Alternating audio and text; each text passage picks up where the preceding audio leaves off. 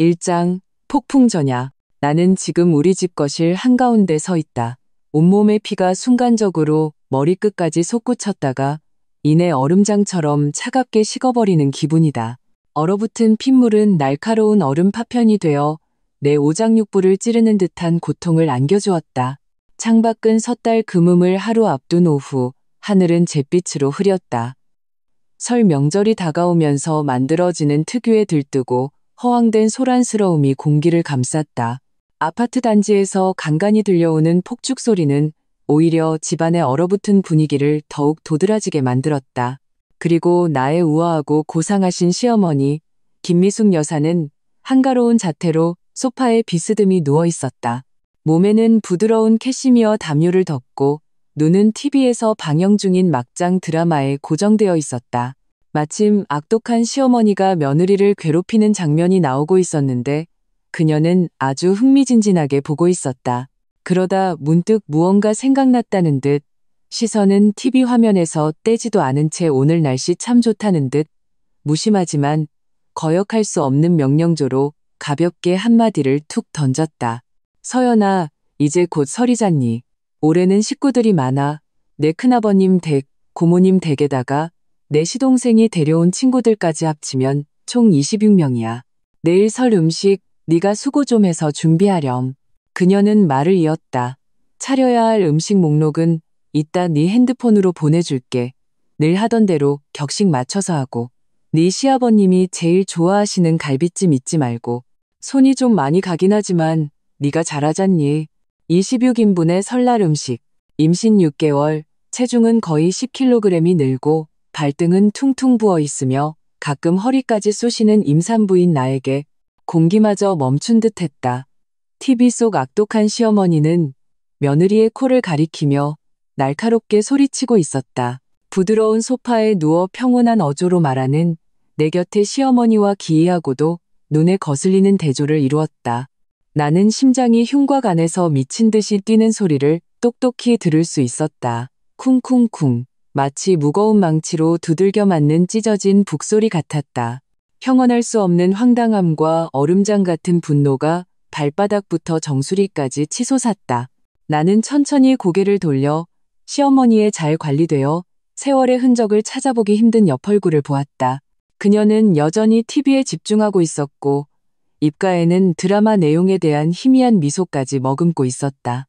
방금 그 경천동지 할 말은 마치 나에게 물 한 잔 떠오라는 것처럼 간단하고 자연스러운 일인 양. 어머님, 내 목소리는 바싹 말라 있었고 나조차 제어할 수 없는 떨림이 섞여 나왔다. 방금 설날 음식 26인분이라고 하셨어요? 시어머니는 마침내 그 고귀한 시선을 TV에서 잠시 떼어 나를 휙 훑어보았다. 그 눈빛에는 잘 드러나지 않는 까다로움과 당연함이 서려 있었다. 그래, 매년 내가 준비하느라 얼마나 힘들었는지 아니? 올해는 네가 시집 왔으니 우리 씨 집안 며느리로서 당연히 이 일을 네가 맡아야지. 시집 온 지도 벌써 1년이 다 되어가니 집안 대소사에도 익숙해져야 하고 게다가 지금 우리 집안에 귀한 장손을 품고 있으니 친척들에게 우리 며느리가 얼마나 현명하고 능력 있는지 보여줄 좋은 기회 아니겠니? 현명하고 능력 있는 며느리. 나는 그녀가 누워있는 값비싼 수입 가죽 소파와 임신으로 인해 살짝 변형된 내 손끝을 번갈아 보았다. 악취 같은 무언가가 가슴에 꽉 막혀 올라오지도 내려가지도 않았다. 그녀의 아들 이준서와 결혼한 것은 나, 박서연이 스스로 선택한 길이었다. 우리 집이 재벌가는 아니지만 부모님의 애지중지 외동딸로 자라며 큰 어려움 없이 컸다. 준서와는 대학 동기로 5년간의 긴 연애 끝에 결혼했다. 그동안 그는 늘 나에게 다정했다. 결혼 얘기가 오갈 때 우리 부모님이 유일하게 걱정했던 것이 바로 이 시어머니였다. 좀 권위적이고 까다로워서 상대하기 어렵다는 평판이 있었다.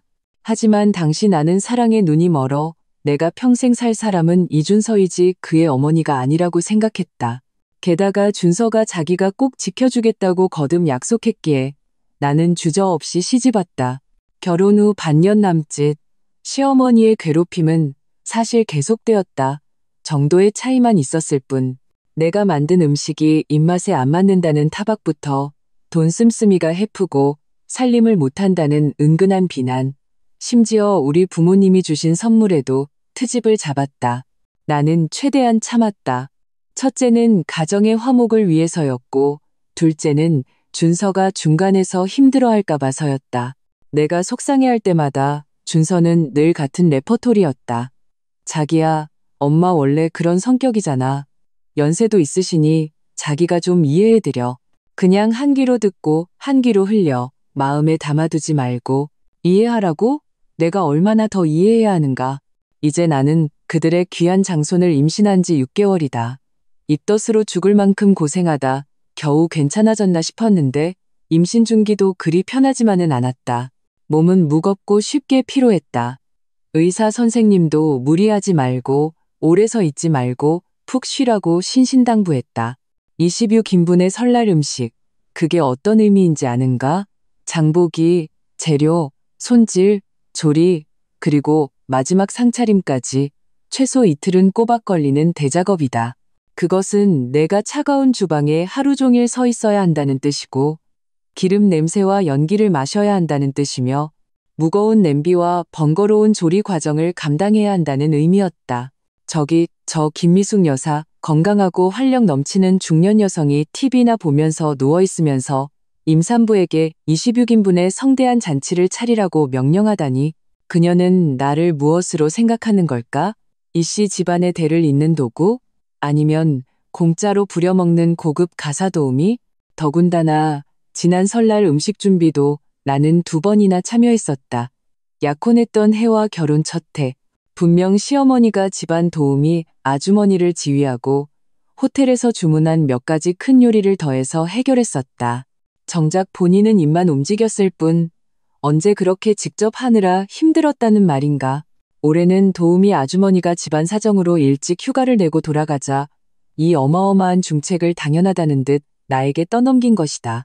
어머님, 나는 심호흡을 하며 목소리를 최대한 평온하게 유지하려 애썼지만 손톱은 이미 손바닥을 깊이 파고들고 있었다. 제가 임신 중이라서요. 의사 선생님이 푹 쉬라고 하셨어요.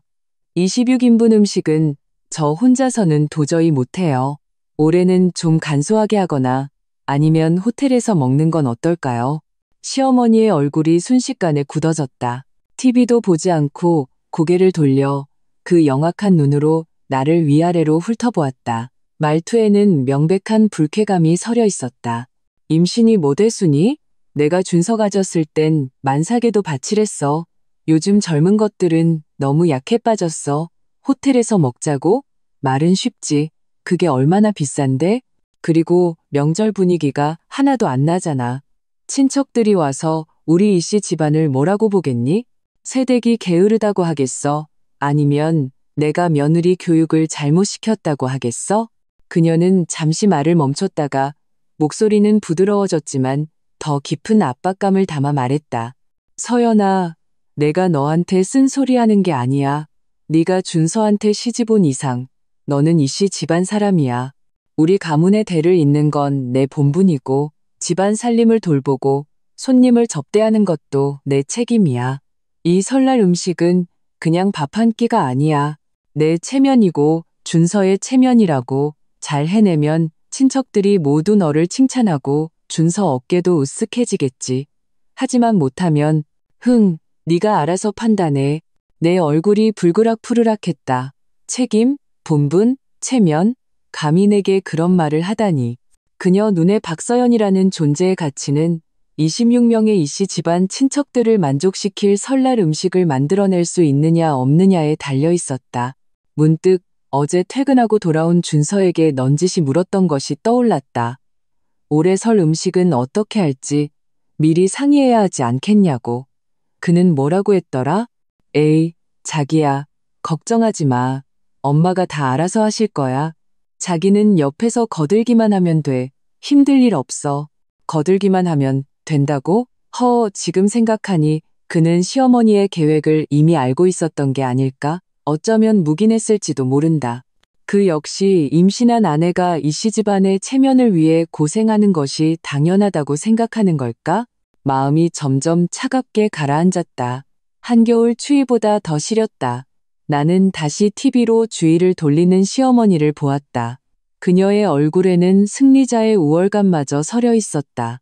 그녀는 내가 타협할 것이라고, 이른바 가정의 화목과 준서의 체면을 위해 이 억울함과 고생을 감내할 것이라고 확신하고 있었다. 전례 없는 반항심과 결단력이 내 마음속에서 잡초처럼 미친 듯이 자라났다. 한 번 참으면 자궁에 혹이 생기고 한 걸음 물러서면 유방암에 걸린다고 했다. 나는 지금까지 충분히 참고 물러섰다. 그래서 얻은 게 무엇인가? 갈수록 심해지는 무시와 당연한 요구뿐이었다. 이 설날 음식 나는 절대로 하지 않을 것이다. 안 할 뿐만 아니라 당신들 이씨 집안의 설날을 아주 완벽하게 체면이 땅에 떨어지게 만들어주겠다. 기상천외한 생각이 내 머릿속에서 빠르게 형태를 갖추었고 점점 더 선명해졌다. 나는 더 이상 논쟁하지 않았다. 시어머니를 쳐다보지도 않았다. 그저 조용히 몸을 돌려 2층 나와 준서의 침실로 올라갔다. 재빠르게 여행 가방을 꺼내 짐을 싸기 시작했다. 단순히 토라져 친정으로 가는 게 아니다. 그건 너무 그들을 편하게 해주는 것이다. 나는 그들이 절대로 찾을 수 없고 상상조차 할 수 없는 곳으로 갈 것이다. 나는 핸드폰을 꺼내 여행 앱을 열었다. 목적지 제주도, 가장 빠른 비행편. 퍼스트 클래스밖에 남지 않았더라도 나는 갈 것이다. 다행히도 오늘 밤 제주도로 가는 비행편이 있었다. 이코노미는 만석이었지만 퍼스트 클래스는 자리가 있었다. 나는 거의 망설이지 않고 즉시 결제했다. 전자항공권이 생성되는 순간 내 심장 박동은 오히려 기이할 정도로 평온해졌다. 나는 가벼운 여름옷 몇 벌, 선크림, 수영복, 그리고 가장 중요한 신분증, 신용카드, 산모 수첩을 챙겼다. 내 동작은 매우 조용하고 단호했다. 울지 않았다. 분노조차 거의 없었다. 오직 얼음장처럼 차가운 배수진을 친 결심만이 남아있었다. 짐을 다 싸고 작은 캐리어를 끌고 아래층으로 내려갔다. 시어머니는 여전히 원래 자세 그대로 소파에 누워있었다. 인기척을 들었지만 눈꺼풀조차 들지 않고 나른하게 물었다. 어디 가니? 나는 걸음을 멈추지 않고 현관으로 향했다. 목소리는 감정의 동요 없이 평온했다. 아, 잠깐 밖에 나가서 살 것 좀 사오려고요. 일찍 들어와. 내가 보내준 메뉴 목록 확인하고 미리 준비해야 할 재료들이 있으니까. 시어머니는 건성으로 대답했다.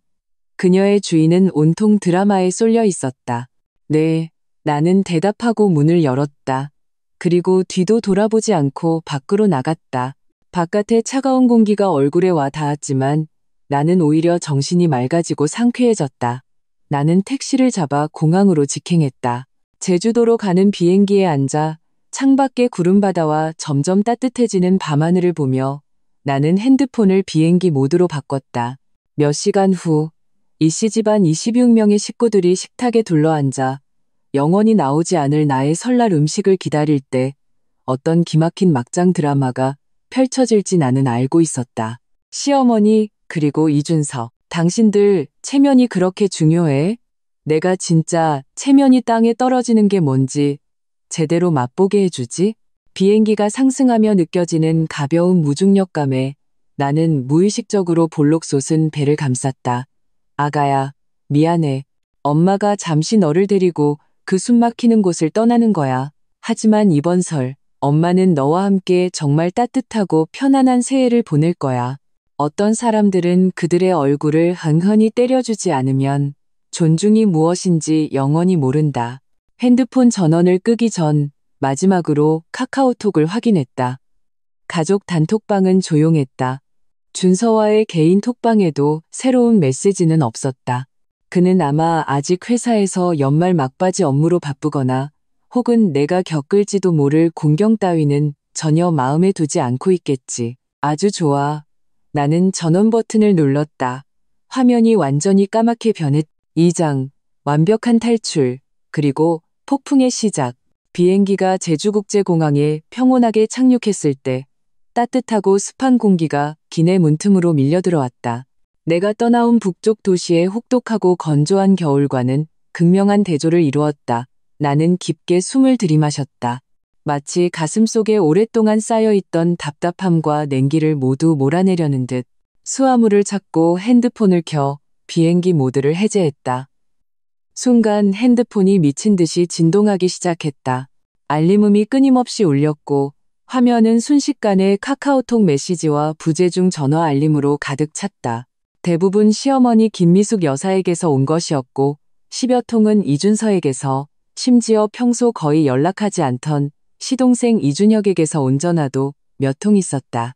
나는 시간을 대충 훑어보았다. 가장 이른 전화는 오후 5시가 좀 넘어 걸려왔다. 그때 나는 비행기 안에 있었을 것이다.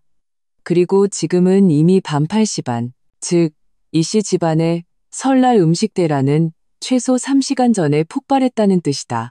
나는 서두르지 않고 어떤 메시지를 클릭하거나 전화를 걸지 않았다. 대신 침착하게 공항 와이파이에 접속해 미리 봐두었던 중문 관광단지의 5성급 리조트 호텔 오션뷰룸을 예약했다. 이왕 피난 겸 복수하러 온 거 나 자신에게 인색하게 굴 수는 없었다. 나는 내 개인 자금으로 일주일치를 바로 예약했다. 결혼 후 나는 시어머니의 바람대로 전업주부가 되지 않고 외국계 회사에 계속 다녔다. 나만의 수입과 저축이 있었고 이것이 지금 내가 이렇게 당당할 수 있는 배짱의 원천이었다. 그리고 나는 카카오 택시를 불러 호텔로 향했다. 차에 앉아 창밖을 보니 낯선 남국의 풍경이 펼쳐졌다. 키 큰 야자수, 화려한 네온사인, 여름 옷 차림으로 여유롭게 걷는 사람들. 모든 것이 생동감 넘쳤다. 내가 막 떠나온 명절 분위기로 포장되었지만 위선적인 냉기만 흐르던 그 집과는 마치 다른 세상 같았다. 나는 마침내 핸드폰의 메시지들을 자세히 살펴볼 시간이 생겼다. 먼저 시어머니의 카톡 폭격이었다. 오후 4시 남집부터 시작되었다. 오후 4, 오 박서연, 너 어디 갔어? 장 좀 보랬더니 왜 이렇게 오래 걸려? 메뉴 목록 보냈어. 봤니? 빨리 들어와. 미리 불려놔야 할 재료들이 있단 말이야. 오후 5, 10, 너 귀먹었어? 전화는 왜 안 받아? 빨리 답장해. 이때쯤 내가 장 보러 간 것이 너무 길어지고 있음을 깨달은 듯했다. 오후 5, 45 박서연, 경고하는데 나한테 잔꾀 부리지 마. 당장 굴러 들어와서 설 음식 준비해. 친척들 곧 도착한단 말이야. 우리 이씨 집안 망신시킬 셈이야? 어조가 이미 분노로 가득 차 있었다. 오후 6, 30 전화 받아. 이재수 없는 것. 너 우리 집안 다 망하게 하려고 작정했어? 26명이 밥 먹으려고 기다리는 거 몰라? 내 체면이 너 때문에 말이 아니게 생겼다고. 이 시간은 원래 저녁 식사가 시작되어야 할 시간이었다. 그녀가 완전히 패닉에 빠졌음을 알 수 있었다. 부재중 전화 99통. 그 뒤로는 수십 개의 음성 메시지가 줄지어 있었다. 굳이 들어보지 않아도 그 안에 어떤 입에 담지 못할 욕설과 고함이 담겨 있을지 뻔했다. 나는 분노와 공포로 일그러져 있을 그녀의 잘 관리된 얼굴과 텅 빈 주방과 음식을 기다리는 친척들로 가득 찬 거실 사이를 속수무책으로 오가며 발을 동동 구르는 모습을 상상할 수 있었다. 그 장면을 떠올리니 내 입가에 차가운 미소가 번졌다. 망신? 재수 없는 것?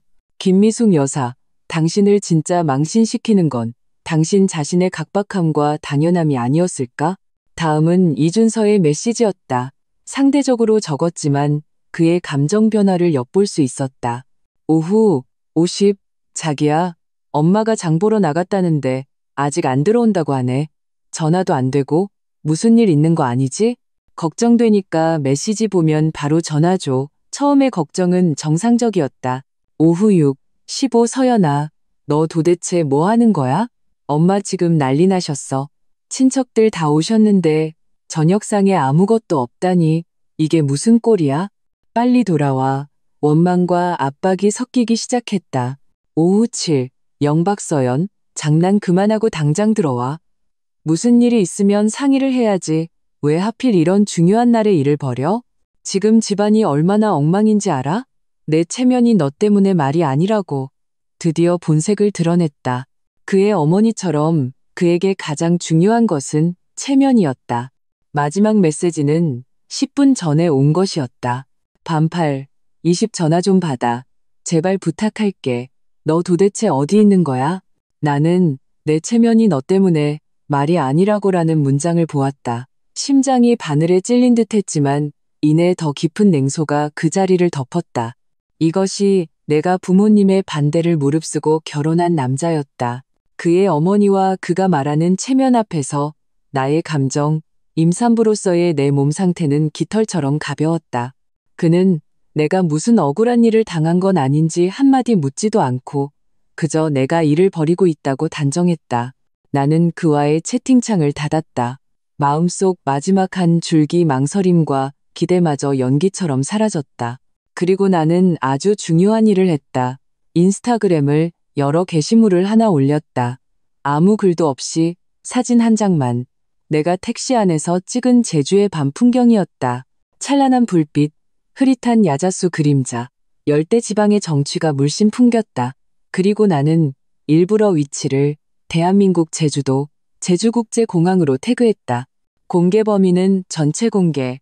나는 이씨 집안 친척들 중에 분명 내 인스타그램 팔로워가 있다는 것을 알고 있었다. 가십을 좋아하는 사촌 언니나 동생 같은. 이 게시물은 정밀 타격 미사일처럼 최단 시간 안에 나의 실종의 진상을 이씨 집안에 전달할 것이다. 이 모든 것을 마치고 나는 길게 숨을 내쉬었다. 핸드폰을 무음 모드로 바꾸고 가방에 넣었다. 눈에서 멀어지면 마음도 멀어지는 법. 오늘 밤 그 누구도 나와 아기의 평온을 방해할 수 없을 것이다. 호텔에 도착해 체크인을 하는 과정은 매우 순조로웠다. 프런트 직원은 내 볼록한 배를 보고는 특별히 필요한 서비스가 있는지 세심하게 물어봐 주었다. 바다가 보이는 호화로운 오션뷰룸에 들어서서 발코니 문을 열자 습하고 따뜻한 바닷바람이 즉시 밀려들어왔다. 은은한 파도 소리와 함께 거대한 킹사이즈 침대는 부드럽고 편안했고 욕실에는 넓은 마사지 욕조가 있었다. 이 모든 것이 북쪽 그 집의 차가운 대리석 바닥 그리고 나 혼자 26인분의 설 음식을 마주해야 했던 주방과는 천국과 지옥의 차이였다. 나는 짐을 내려놓고 먼저 욕실에서 편안하게 뜨거운 물로 목욕을 했다. 조심스럽게 배를 피해 따뜻한 물이 몸을 감싸자 여행의 피로와 오랫동안 쌓였던 긴장감이 풀렸다. 나는 동그랗게 솟은 배를 어루만지며 아기에게 속삭였다. 아가야, 미안해. 엄마가 오늘 너를 데리고 가출했어. 하지만 그곳에 더 있다가는 엄마가 숨이 막힐 것 같았어. 앞으로 엄마가 꼭 너에게 정말 따뜻하고 존중받는 가정을 만들어줄게.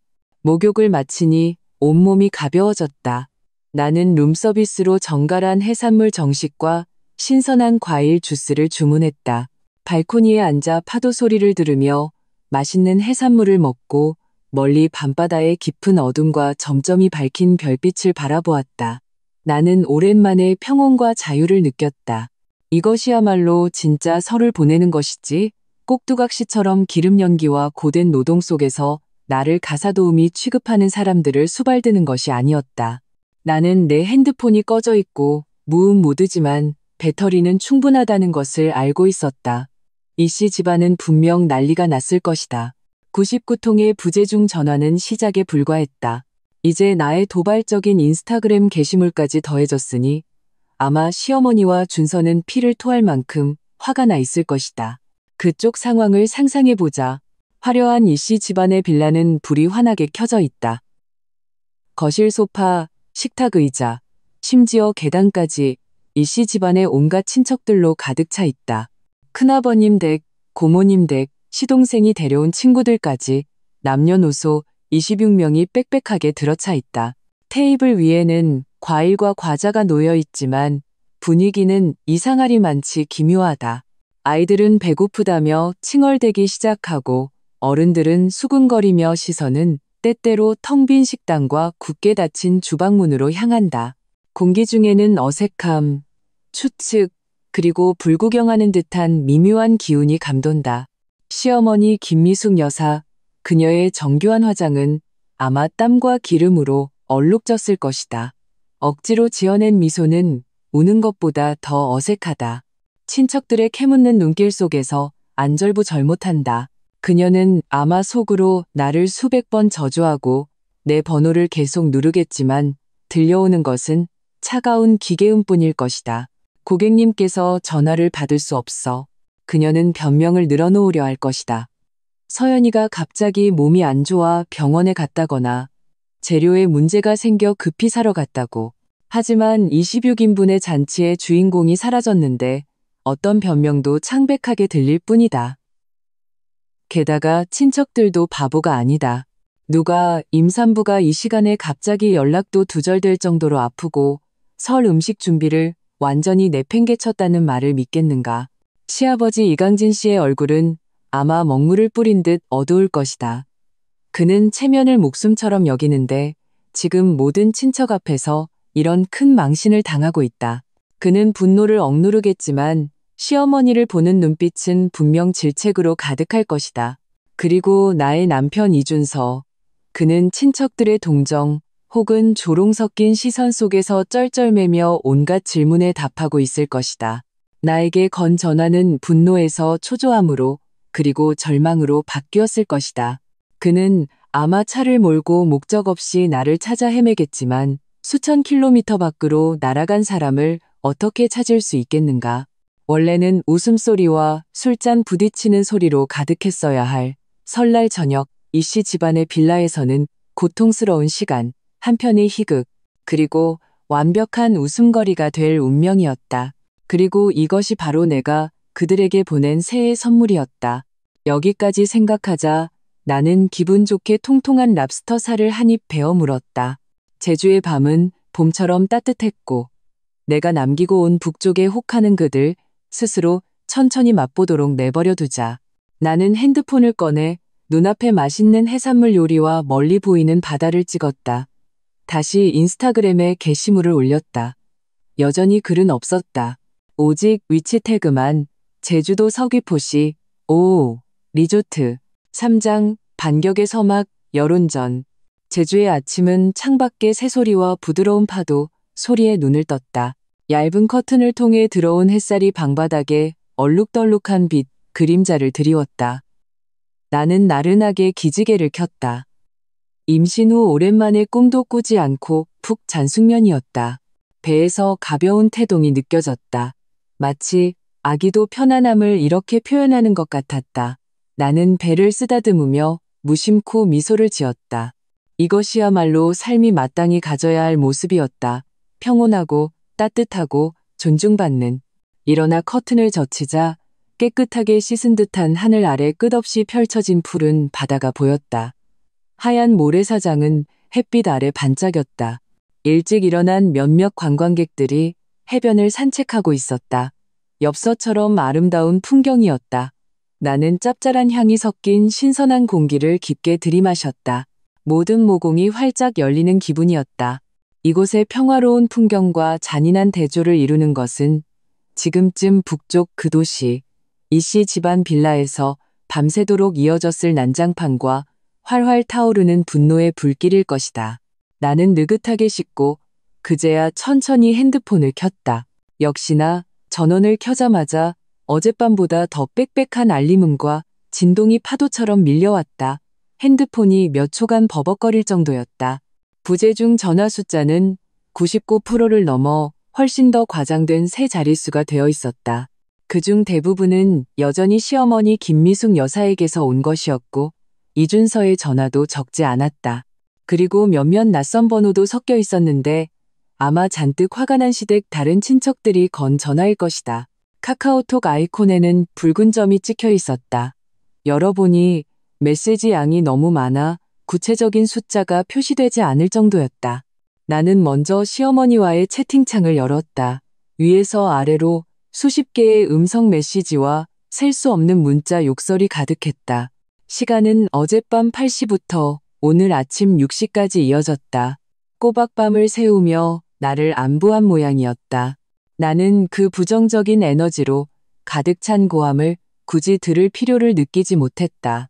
그저 문자들을 훑어보는 것만으로도 어젯밤 이씨 집안에서 벌어진 황당극의 한 단면을 충분히 꿰어 맞출 수 있었다. 어젯밤 15 박서연, 이 천벌 받을 것, 네가 감히 도망을 가? 어디로 죽으러 갔어? 당장 굴러들어와. 이것은 내 인스타그램 게시물을 통해 내가 도망간 사실을 확인한 직후의 첫 반응일 것이다. 충격과 분노. 어젯밤 30 전화 받아. 내가 전화 받으라고 명령하잖아. 너나 죽는 꼴 보고 싶어? 26명이 기다리는데 주방에 아무것도 없어. 내 체면이 너 때문에 다 구겨졌다고. 밤구영, 이 재수 없는 것. 우리 씨 집안이 너를 며느리로 들인 게 평생의 불행이다. 두고 봐, 내가 준서시켜서 너랑 당장 이혼하고 쫓아내 버릴 테니까. 인신공격과 협박 시작. 밤구, 45 친척들이 다 너 어디 갔냐고 묻는데 내가 뭐라고 말해야겠니? 임신한 며느리가 도망갔다고 말해? 우리 집안 체면은 어디다 두라고. 포인트는 영원히 그녀의 체면. 밤 20, 내 부모는 너를 어떻게 가르쳤길래 이렇게 교양 없는 것을 만들었어. 예의라고는 눈꽃만큼도 모르고 내 부모님까지 끌어들이기 시작. 밤 50 돌아와. 지금 당장 돌아와서 자초지종을 설명하면 내가 용서하는 걸 고려해 볼게. 그렇지 않으면 두 번 다시 우리 집 문턱을 넘을 생각 마. 용서를 믿기로 한 유인 씨도. 새벽 30. 너 혹시 밖에서 딴 놈 생긴 거 아니야? 말해. 딴 놈이랑 제주도로 도망간 거지? 이 뻔뻔한 것. 상상력이 하늘을 뚫고 가장 악독한 추측을 하기 시작. 새벽 30 전화 받아. 이 양심 없는 것. 너 우리 식구 다 굶겨 죽일 셈이야? 내 시아버님 화병 나서 혈압 오르신 거 몰라? 과장을 섞은 도덕적 협박 시도. 새벽 50. 내가 제발 부탁할게. 전화 한 통만 받아서 어디 있는지라도 알려줘. 내 아버님 시켜서 사람 보낼 테니 제발 돌아와. 모든 건 다 상의해서 풀자. 강압이 안 통하자 약하게 나오기 시작. 말투는 비굴해졌지만 이것이 절대 그녀의 본심이 아님을 나는 알고 있었다. 마지막 메시지는 아침 6시 넘어온 것이었다. 박서연, 너 대단하다. 아주 독해. 너 나한테 두고 봐. 이 메시지들을 보면서 내 마음은 아무런 동요도 없었고 심지어 조금 웃음이 나왔다. 분노, 협박, 애원, 비방, 그녀가 쓸 수 있는 모든 수를 다 썼다. 마치 서툰 1인극처럼 그녀의 속수무책과 완전한 붕괴를 증명할 뿐이었다. 나는 어젯밤 이씨 집안의 빌라가 어떤 풍경이었을지 상상할 수 있었다. 장면 전환. 어젯밤 이씨 집안 빌라. 시간은 어젯밤으로 돌아간다. 북쪽 도시 이씨 집안의 빌라. 오후 5시가 넘어서부터 이씨 집안 친척들이 속속 도착했다. 큰아버지 이강철네 식구, 넷, 고모 이수란네 식구, 5, 시동생 이준혁과 그의 친구 3명, 그리고 시아버지 이강진, 시어머니 김미숙, 이준서, 그리고 부재 중인 나까지 총 26명. 거실과 식당, 심지어 계단까지 사람들로 가득 찼다. 시끌벅적하고 화기애애해야 할 분위기. 아이들은 뛰어놀고 남자들은 모여 담배를 피우며 사업과 주식 얘기를 나눴다. 여자들은 시어머니를 둘러싸고 걱정스러운 척하며 설음식 준비 상황을 물었다. 형님, 올해는 서연이가 처음으로 설음식을 주관하는데 준비는 잘 돼가요? 아주 풍성하겠어요. 고모 이수란이 웃으며 물었지만 눈빛에는 구경하는 재미가 서려 있었다. 그녀는 늘 시어머니와 은근한 경쟁 관계에 있었다. 시어머니 김미숙은 억지로 평정을 가장하며 얼굴에 미소를 지었다. 아이고, 서연이가 글쎄 자기가 꼭 해보겠다지 뭐니? 올해는 저더러 푹 쉬라면서. 젊은 애들이 의욕이 넘치잖아. 아마 주방에서 한창 바쁠 거야. 우리한테 실력 발휘 좀 해준다더라. 그녀는 일부러 목소리를 높였다. 마치 모든 친척에게 들으라는 듯. 하지만 시간이 흘러 저녁 6시가 다 되어가는데도 주방은 여전히 냉랭하고 기름 냄새 하나 나지 않았다. 거실에서는 수군거리는 소리가 들리기 시작했다.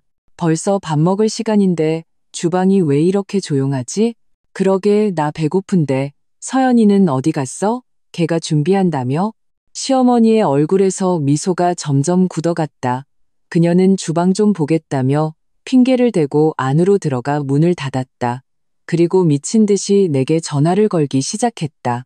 한 통, 두 통, 10통. 들려오는 것은 차가운 기계음뿐. 그녀의 심장이 빠르게 뛰기 시작하고 등줄기에 식은땀이 흘렀다. 포기하지 않고 카카오톡 메시지를 보냈다.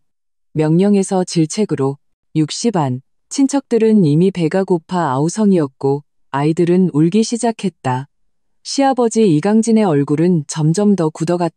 그는 시어머니를 서재로 불러 낮은 목소리로 윽박질렀다. 도대체 어떻게 된 거야?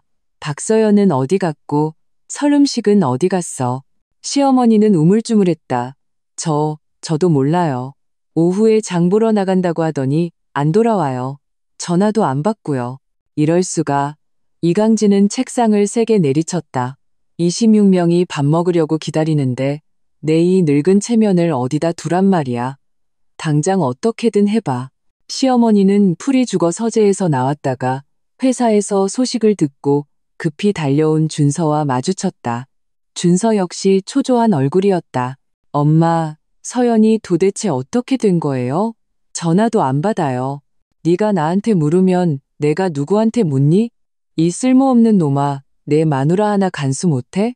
시어머니는 아들에게 화풀이를 했다. 7시, 식당의 거대한 원목 식탁은 여전히 텅 비어 있었다. 친척들의 표정은 기대에서 불만과 의혹으로 바뀌었다. 고모가 반 농담조로 말했다. 아주버님, 형님, 댁내 설날은 우리더러 찬바람이나 쐬라는 건가 봐요?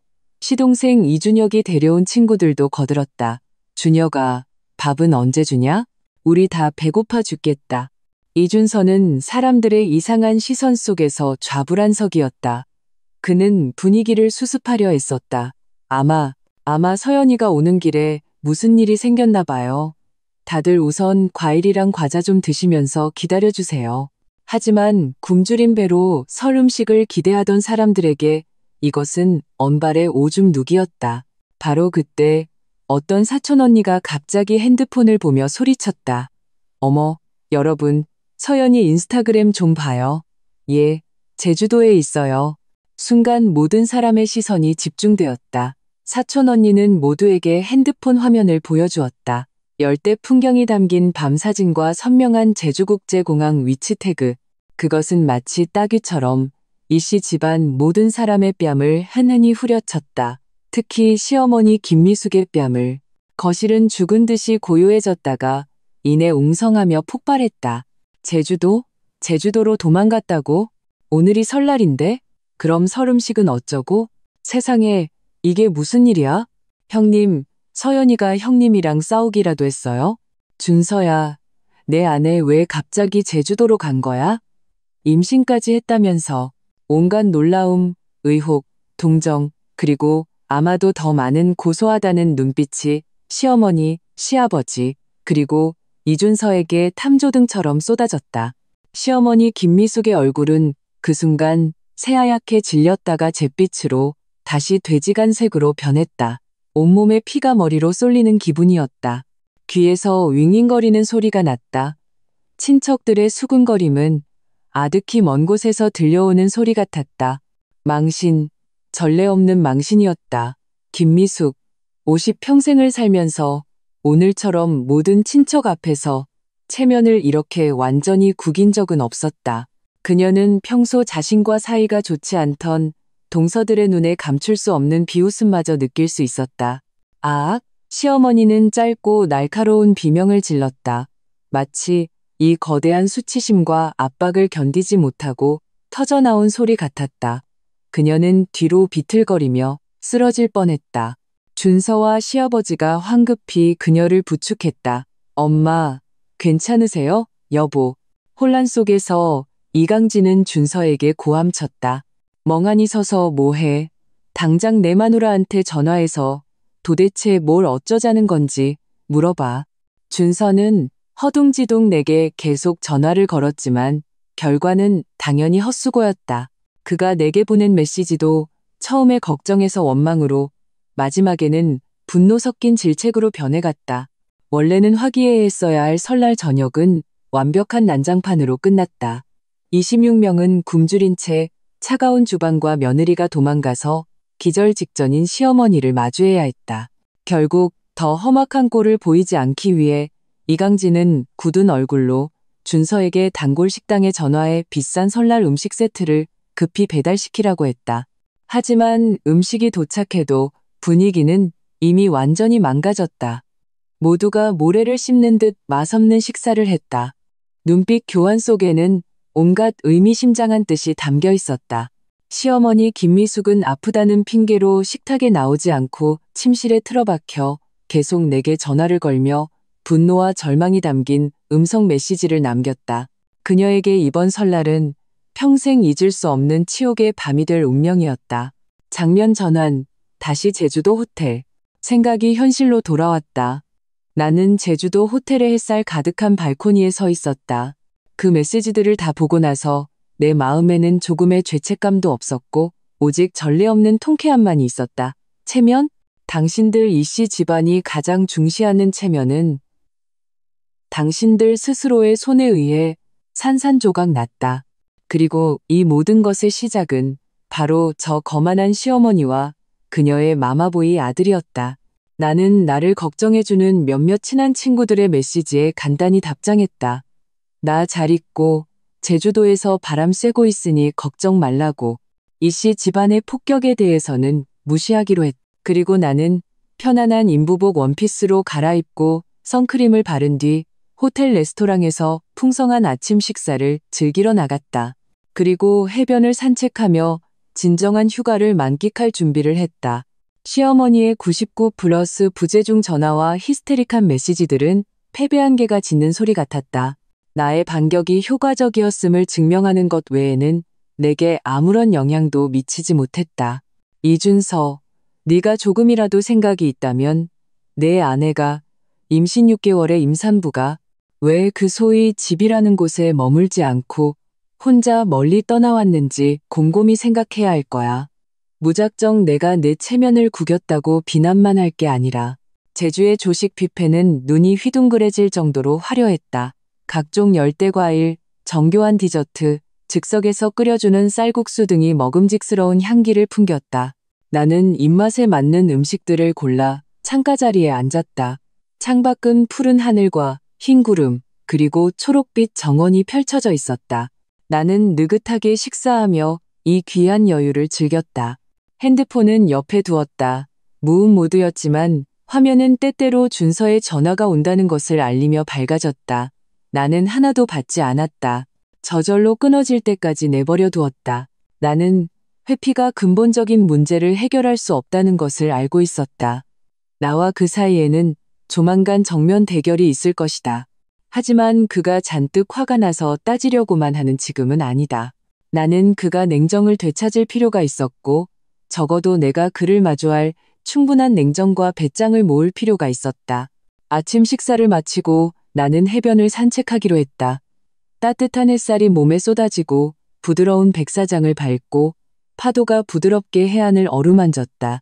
이 모든 것이 나에게 전례 없는 편안함과 자유를 느끼게 했다. 나는 파라솔 아래 선베드에 앉아 선글라스를 끼고 푸른 바다를 바라보며 마음을 가라앉혔다. 바로 그때 핸드폰 화면이 다시 밝아졌다. 이번에는 전화가 아니라 준서가 보낸 장문의 카카오톡 메시지였다. 전화가 안 되니 드디어 글로 소통하기로 결심한 모양이었다. 나는 그 메시지를 열었다. 내용은 내가 상상했던 것보다 훨씬 길었다. 글자 사이사이에는 억눌린 분노, 이해할 수 없다는 감정, 그리고 짙은 비난이 가득했다. 박서연, 드디어 핸드폰 켰구나. 네가 어제 무슨 짓을 했는지 알아? 말도 없이 제주도로 도망가서 26명의 친척들을 집에 버려두고 저녁상에는 아무것도 없었어. 엄마는 충격으로 쓰러질 뻔하셨고 아버지는 혈압이 오르셨어. 어젯밤 그 상황이 얼마나 끔찍했는지 상상이 나가? 우리 씨 집안 체면 너 때문에 바닥에 떨어졌어. 나 이준서 30년 살면서 어제처럼 창피했던 적은 처음이야. 모든 친척이 우리를 비웃고 있다고. 그래, 엄마가 너한테 설 음식을 준비하라고 하신 거 말이 좀 심했을 수 있어. 하지만 그렇다고 네가 이렇게 극단적인 방법으로 복수해야 했어? 넌 내 감정은 생각 안 해? 우리 집안의 명예는 생각 안 하냐고? 넌 언제부터 그렇게 이기적이고 대국을 볼 줄 모르는 사람이 된 거야? 우리 집안의 아이를 임신해서 온 가족이 너를 보물처럼 모시고 있는데 엄마가 평소에 좀 잔소리가 심하시긴 해도 뭐 하나 너한테 부족하게 해준 게 있어? 네가 감히 엄마 얼굴에 우리 가족 전체 얼굴에 이렇게 먹칠을 해? 너 지금 당장 돌아와. 엄마한테 사과하고 모든 친척에게 자초지종을 설명해. 그러면 이 일 아직 만회할 여지가 있을지도 몰라. 전화 받아. 우리 얘기 좀 하자. 숨어 있지 말고. 너 도대체 뭘 어쩌자는 거야? 나는 이 메시지를 보며 마음이 점점 가라앉다가 마지막에는 얼음장 같은 황당함만 남았다.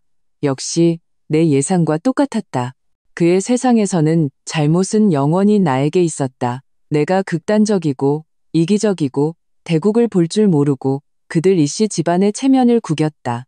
내가 왜 그렇게 했는지 임산부로서 겪은 억울함, 스트레스, 그리고 신체적 불편함은 그와 그의 가족이 말하는 체면 앞에서 아무런 가치도 없었다. 온 가족이 너를 보물처럼 모시고 있는데 이 말은 정말이지 극도의 풍자였다. 나를 가축처럼 부려먹는 그런 모신말인가? 형언할 수 없는 슬픔과 분노가 뒤섞여 나는 주먹을 꽉 쥐었다. 나는 만약 내가 전화를 받으면 히스테릭한 싸움이 될 것임을 알고 있었다. 그는 그의 어머니에게 세뇌당해 내 어떤 말도 들으려 하지 않을 것이다. 하지만 이렇게 침묵하는 것도 방법은 아니다. 나는 그에게 내 태도를 알려줄 필요가 있었다. 나는 그에게 이번에는 내가 예전처럼 쉽게 타협하지 않을 것임을 분명히 해야 했다. 나는 심호흡을 하고 답장 창을 열었다. 손가락이 화면 위에서 빠르게 움직였다. 나는 소리치지도 울부짖지도 않았다. 대신 최대한 냉정하지만 글자 하나하나가 칼날 같은 문장으로 답장을 보냈다. 이준서 씨, 당신 메시지 잘 봤어요. 실망스럽지만 놀랍지는 않네요. 당신과 당신 가족 눈에는 나 박서연의 감정과 존엄성은 영원히 당신들이 씨 집안의 체면보다 못하죠. 우선 몇 가지는 확실히 해둡시다. 첫째, 나는 말없이 도망친 게 아니에요. 당신 어머니에게 하녀처럼 명령받은 후 임신 6개월의 임산부가 혼자서 26인분의 설 음식을 준비하라는 요구를 받은 후에 취한 정상적인 반응이었어요. 그건 말이 좀 심했던 게 아니라 아예 나를 사람으로 취급하지 않은 거예요. 둘째, 내가 이기적이고 대국을 못 본다고요? 그럼 당신들이 씨 집안의 대국이라는 게 임산부의 건강과 존엄성을 희생해서 소위 체면 있는 설날 음식을 얻는 건가요? 그런 대국이라면 나는 신경 쓰고 싶지 않네요. 셋째, 당신들 집안 체면은 내가 구긴 게 아니에요. 당신 어머니가 직접 구긴 거죠. 그녀의 각박함, 며느리를 당연하게 부려먹는 태도가 어젯밤의 사태를 만든 거예요. 책임을 묻자면 첫 번째 대상은 그녀이지 내가 아니에요. 넷째, 나를 보물처럼 모신다는 농담은 앞으로 하지 마세요. 감당할 수 없으니까요. 내가 이 집에 시집 온 후로 당신 어머니가 은근히 나를 괴롭혔던 거 당신도 잘 알잖아요. 그리고 당신은 매번 나에게 참으라고만 했죠. 이번에는 더 이상 못 참겠어요. 돌아가서 사과하는 건 절대로 없을 거예요. 나는 아무것도 잘못한 게 없어요. 나는 단지 나 자신과 내 아이를 건강하지 않고 착취만 가득한 환경으로부터 보호했을 뿐이에요. 대화를 원한다면 할 수 있어요. 하지만 전제 조건은 당신과 당신 어머니가 먼저 자신들의 잘못을 인정하고 방금 당신이 보낸 그 비난 가득하고 반성 없는 메시지에 대해 나에게 사과하는 거예요. 그렇지 않으면 우리 사이에 더 할 얘기는 없어요. 나는 제주도에서 잘 지내고 있으니 걱정할 필요 없어요. 당신과 당신의 그 이씨 집안 체면 잘 챙겨서 명절이나 잘 보내세요. 방해하지 마세요. 다 쓰고 나는 논리가 명확하고 태도가 분명한지 다시 한번 확인했다. 그리고 단호하게 전송 버튼을 눌렀다. 메시지가 전송되는 순간 나는 기이한 해방감을 느꼈다. 마치 마음을 짓누르던 큰 돌덩이가 치워진 것 같았다. 나는 이 메시지가 폭탄처럼 이준서를 완전히 격분시킬 것이고 또한 그와 그의 가족에게 내가 더 이상 마음대로 주무를 수 있는 약한 존재가 아님을 깨닫게 할 것임을 알고 있었다. 역시나 내 메시지가 전송되자마자 그의 전화가 다시 미친 듯이 걸려오기 시작했다. 화면에 이준서 세 글자가 분노에 찬 듯 계속 깜빡였다. 나는 그 계속해서 울리는 이름을 보며 마음은 평온했다. 이번에는 망설이지 않고 바로 핸드폰을 들어 통화 버튼을 눌렀다. 이 폭풍 후 이제 더 직접적으로 맞서줄 때가 되었다. 박서연, 너 드디어 전화 받았구나. 전화가 연결되자마자 이준서의 고함 같은 목소리가 터져나왔다. 고막이 찢어질 듯했다. 수천 킬로미터 떨어져 있는데도 그의 분노가 고스란히 느껴졌다. 방금 네가 보낸 그 빌어먹을 메시지는 뭐야? 네가 뭘 잘했다고. 나는 핸드폰을 귀에서 조금 떨어뜨렸다. 그의 성난 목소리가 잠잠해지기를 기다렸다가 유난히 평온하고 심지어 냉기마저 서린 목소리로 입을 열었다. 이준서 씨, 전화한 목적이 당신 카톡에 썼던 그 논리 없는 비난을 반복하기 위해서라면 그냥 끊는 게 좋겠어요. 내 입장은 이미 분명히 밝혔으니까. 나의 평정심은 그를 더욱 격분시킨 듯했다. 그는 거친 숨을 몰아쉬며 분노로 목소리가 떨렸다. 분명히? 네가 뭘 분명히 했는데? 네가 집 나간 뒤로 집안이 어떻게 됐는지 알아? 엄마는 어젯밤 한숨도 못 주무시고 오늘 아침에 혈압까지 오르셨어. 아버지도 화가 머리끝까지 나셨다고. 내가 친척들한테 뭐라고 설명해야겠어? 설명? 나는 비웃었다.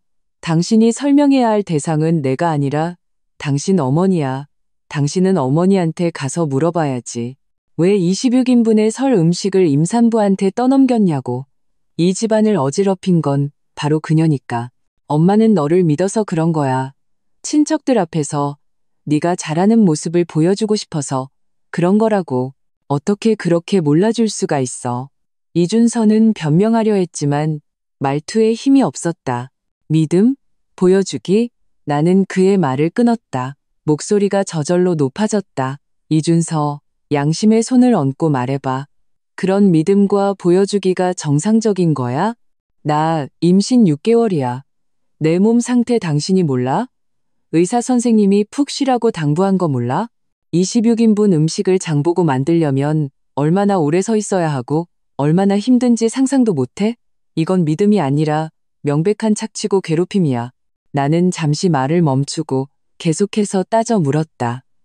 그리고 어제 오후 당신 어머니가 나한테 명령할 때 당신은 어디 있었어? 이 사실 알고 있었어?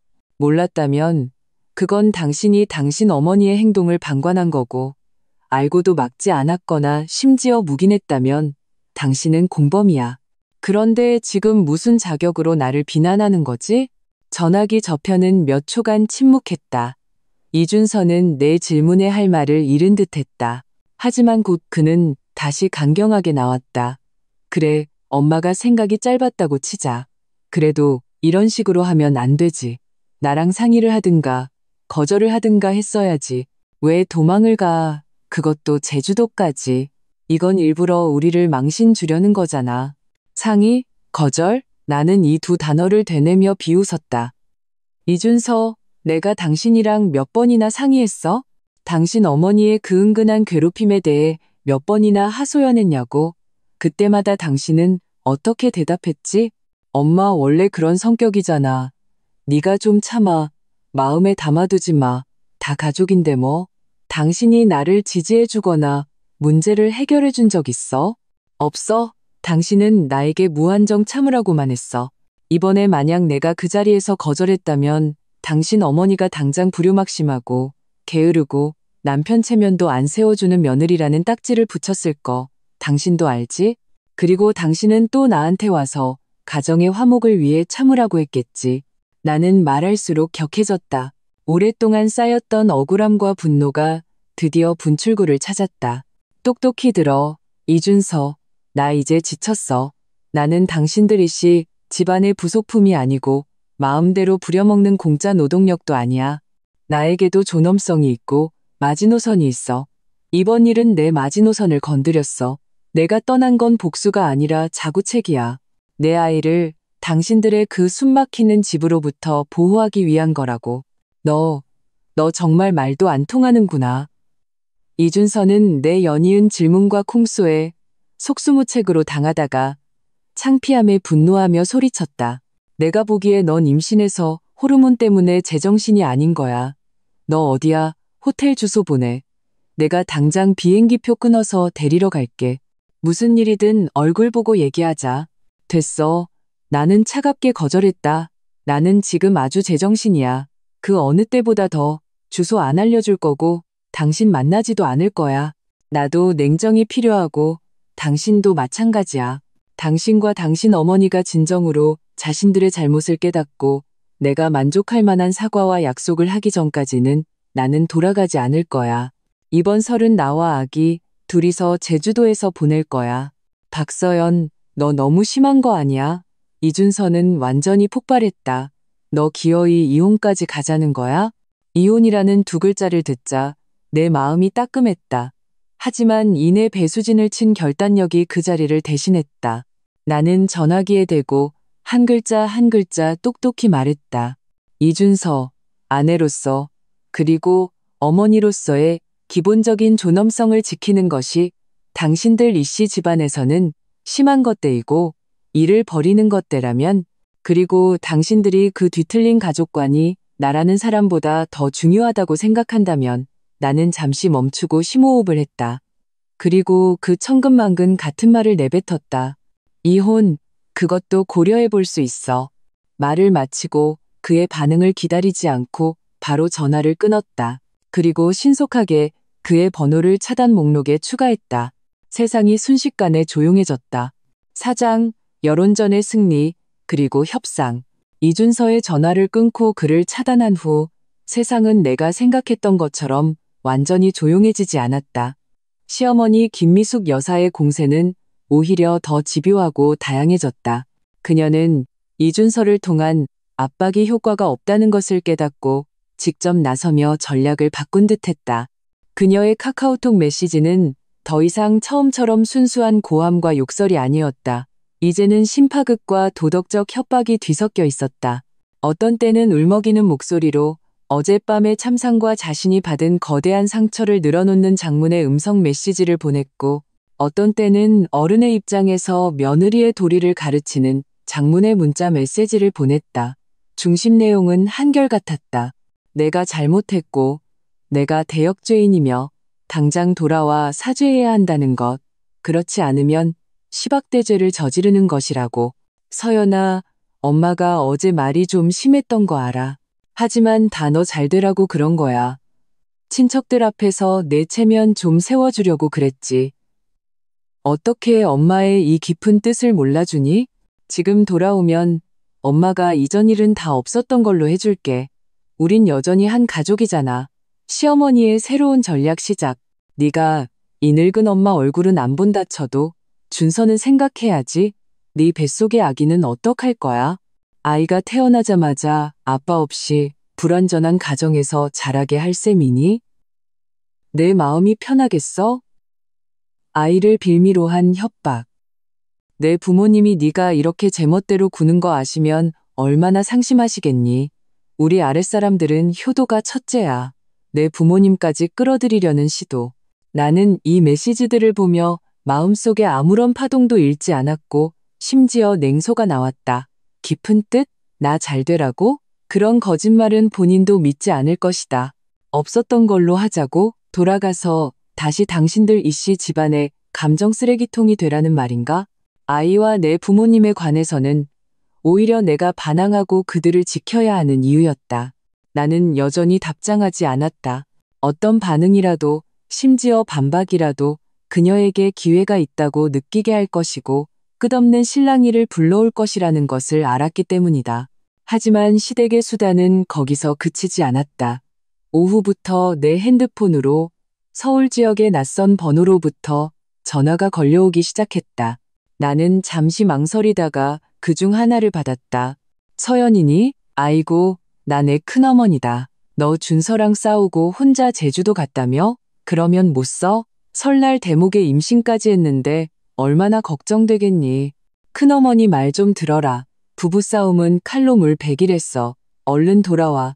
내 시어머니 지금 몸져 누우셨어. 나는 즉시 알아차렸다. 시어머니가 친척들을 동원해 돌아가며 나를 설득하고 압박하려는 것이었다. 그녀가 정말 다급해진 모양이었다. 집안 망신은 밖에 알리지 않는다는 마지막 체면마저 버리고 갈등을 더 넓은 친척들에게까지 퍼뜨려 여론을 이용해 나를 굴복시키려 하고 있었다. 나는 인내심을 갖고 큰어머니의 좋은 말씀을 다 듣고 나서 평온하고 거리를 두는 말투로 대답했다. 큰어머님, 걱정해 주셔서 감사해요. 준서 씨와 제 문제는 저희가 알아서 해결할게요. 저 제주도에서 잘 지내고 있으니 어머님도 걱정 마시라고 전해주세요. 저와 아이 잘 돌볼게요. 말을 마치고 그녀가 더 잔소리하기 전에 바로 전화를 끊었다. 그 후에도 고모, 어떤 먼 친척 아주머니 등 비슷한 전화를 몇 통 더 받았다. 내용은 대동소이했고 나에게 철 좀 들고 돌아오라는 것이었다. 나는 모두에게 비슷하게 예의 바르지만 단호한 말로 응대하고 조용히 그 번호들도 차단 목록에 추가했다. 나는 이 친척을 동원한 압박이 시작에 불과하다는 것을 알았다. 이 수동적인 국면을 빨리 전환하지 못하고 시어머니가 친척들 사이에서 나에 대한 불리한 소문철이 없다. 제멋대로다. 집안을 돌보지 않는다 등을 퍼뜨리도록 내버려 둔다면 내가 아무리 이치에 맞아도 시간이 지나면 여론이 나에게 불리해질 수 있었다. 많은 전통적인 관념 속에서 며느리가 집을 나갔다는 것 자체가 원죄이기 때문이다. 그 원인에 대해서는 깊이 파고드는 사람이 별로 없다. 나는 주도적으로 나서서 발언권을 장악해야 했다. 하나의 계획이 내 마음속에서 서서히 형성되었다. 당신들 이씨 집안이 그렇게 이치를 따지고 아이를 위해서라는 핑계를 대는 것을 좋아한다면 나도 그 방법 그대로 돌려주겠다. 나는 핸드폰을 들고 전화를 거는 대신 시어머니와의 카카오톡 채팅창을 열었다. 이번에는 침묵하지 않고 문자로 답장을 보내기 시작했다. 내 말투는 이전에 냉정하고 강경한 것이 아니라 피곤함, 억울함, 심지어는 잘 드러나지 않는 떨림까지 섞여 있었다. 막다른 길에 몰려 감정이 붕괴 직전인 임산부를 완벽하게 연기했다. 어머님, 제발 더 이상 전화하지 마세요. 친척분들한테도 저 찾으라고 하지 마세요. 제발요. 나는 일부러 잠시 멈추며 감정이 격해진 효과를 연출했다. 그리고 계속해서 타자를 쳤다. 저 지금 전화벨 소리만 들어도 심장이 두근거리고 손이 떨려요. 어제 호텔 침대에 혼자 누워있는데 배가 계속 뭉치는 거예요. 아기한테 무슨 일 생길까봐 너무 무서웠어요. 밤새 한숨도 못 잤어요. 눈만 감으면 어머님이 저한테 26인분 음식하라고 명령하시던 모습, 그리고 준서 씨가 저를 비난하던 목소리가 떠올라요. 저 정말 너무 무섭고 힘들어요. 나는 일부러 임산부에게 나타날 수 있는 부정적인 신체 반응을 묘사하며 문제의 심각성을 태아 위협 수준으로 끌어올렸다. 제가 어제 그렇게 떠나면 안 됐다는 거 알아요. 하지만 그때는 정말 제 자신을 통제할 수가 없었어요. 숨이 막히는 것 같았고 그 집이 저를 질식시키는 것 같았어요. 의사 선생님이 전에 제 감정 기복이 심해서 산전우울증 가능성을 조심해야 한다고 하셨거든요. 저 지금 정말 좀 이상한 것 같아요. 아무것도 하기가 싫고 그냥 계속 울고만 싶어요. 여기서 나는 결정적인 진단, 산전우울증 경향을 던졌다. 이것은 매우 교묘하고 반박하기 어려운 무기였다. 현대 사회에서 임신 중 정신건강에 대한 관심이 높아지고 있는 만큼 산전우울증은 즉시 동정을 유발하고 압박을 가한 쪽에 비난의 화살을 돌릴 수 있는 절호의 이유였다. 어머님, 제가 일부러 이씨 집안 체면을 구기려고 한 게 아니에요. 저는 그냥 아팠던 거예요. 저에게는 안정이 필요하고 저를 불안하게 만드는 환경에서 벗어나는 게 필요해요. 만약 제가 어제 정말 억지로 그 26인분 음식을 다 했다가 만에 하나 쓰러지거나 감정이 격해져서 무슨 일이라도 생겼다면 그게 정말로 이씨 집안 체면을 구기는 거고 준서 씨와 아기에게 죄를 짓는 거 아니겠어요? 나는 도망친 행위를 병으로 인한 자구책으로 재정의하고 만약 내가 도망치지 않았다면 쓰러지거나 유산하는 등 더 심각한 결과가 초래될 수 있었음을 암시하며 시댁을 더욱 비인간적인 위치에 놓았다. 제주도에서 바다를 보니 마음이 조금은 진정됐어요. 의사 선생님도 편안한 환경이 감정에 좋다고 하셨고요. 제가 좀 괜찮아지면 돌아갈게요. 하지만 지금은 정말 어머님과 준서 씨를 마주할 수가 없어요. 특히 두 분의 비난을요. 제발 저에게 시간을 좀 주세요. 저와 아기에게 숨 쉴 구멍을 주세요. 네. 마지막으로 나는 비굴하고 연약하며 심지어 절망적인 어조로 마무리하며 시댁에 의해 산전우울증에 걸린 불쌍한 임산부의 이미지를 완벽하게 구축했다. 이 글자들을 다 치고 나는 감정이 충분히 전달되었고 논리가 일관성이 있는지 다시 한번 확인했다. 가출을 반항이 아닌 병 때문으로 돌렸다. 그리고 전송을 눌렀다. 나는 이 메시지가 정교하게 포장된 최루탄처럼 시어머니에게 어떤 효과를 가져올지 알고 있었다. 그녀는 의심할 수도 분노할 수도 있겠지만 절대로 예전처럼 대놓고 나를 비난하지는 못할 것이다. 산전우울증이라는 딱지는 너무 무거웠기 때문이다. 특히 내가 그들의 귀한 장손을 품고 있는 상황에서는 더욱 그랬다. 만약 그녀가 계속해서 나를 압박하여 정말로 무슨 일이 생긴다면 그녀는 단순히 체면을 구기는 것을 넘어 온 가족의 죄인이 될 것이다. 역시나 메시지를 보낸 후 시어머니 쪽은 오랫동안 침묵했다. 이전에 그 빽빽했던 음성 메시지와 문자 폭격이 갑자기 멈췄다. 그녀는 아마 이 정보를 소화하고 있거나 이준서, 시아버지와 긴급대책 회의를 하고 있을 것이다. 나는 서두르지 않았다. 여유롭게 핸드폰을 내려놓고 일어나 호텔 수영장가에서 임산부 요가를 했다. 따뜻한 햇살과 부드러운 음악이 방금 연기하느라 동원했던 약간의 감정을 진정시켜 주었다. 내가 돌아왔을 때 시어머니에게서 답장이 와 있었다. 아주 짧은 한 줄이었지만 어조는 이전과 천지 차이였다. 서연아, 너 쓸데없는 생각 말고 푹 쉬어라. 무슨 일이든 네가 좀 괜찮아지면 그때 얘기하자. 이 글자를 보고 나는 내 산전우울증 전략이 일단 성공했음을 알았다. 그들은 겁을 먹었다.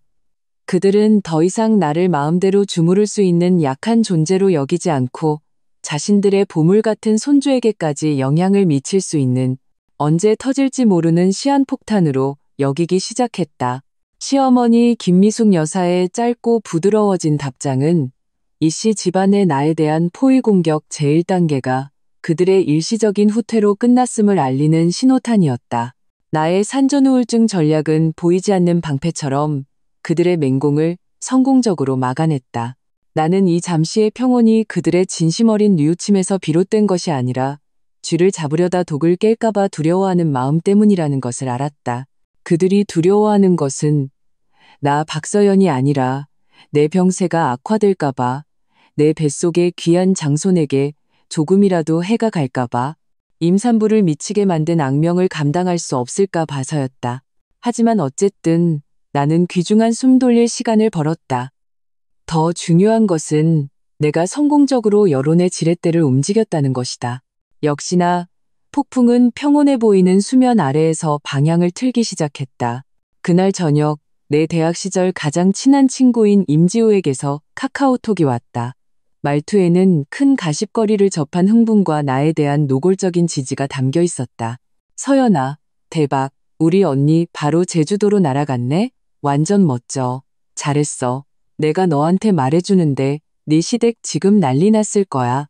방금 우리 엄마한테 들었는데 우리 엄마가 내급 8촌쯤 되는 먼 친척 이모랑 고스톱 친구거든. 너네 이씨 집안 친척 단톡방에서 소문 쫙 퍼졌대. 네가 시어머니한테 임신한 몸으로 26인분 설음식 하라는 강요받다가 스트레스로 산전우울증 걸려서 혼자 제주도로 요양 갔다고. 진짜야? 너 괜찮아? 나는 메시지를 보고 회심의 미소를 지었다. 내가 정교하게 편집한 그 하소연 메시지를 시어머니가 대대적으로 퍼뜨리지는 않았겠지만 극도의 불안과 압박 속에서 몇몇 핵심 친척들에게 내 병세를 설명했을 것이다.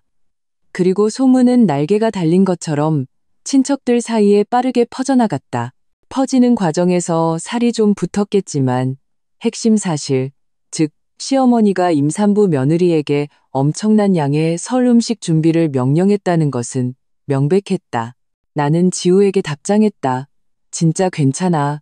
나 제주도에서 너무 잘 지내.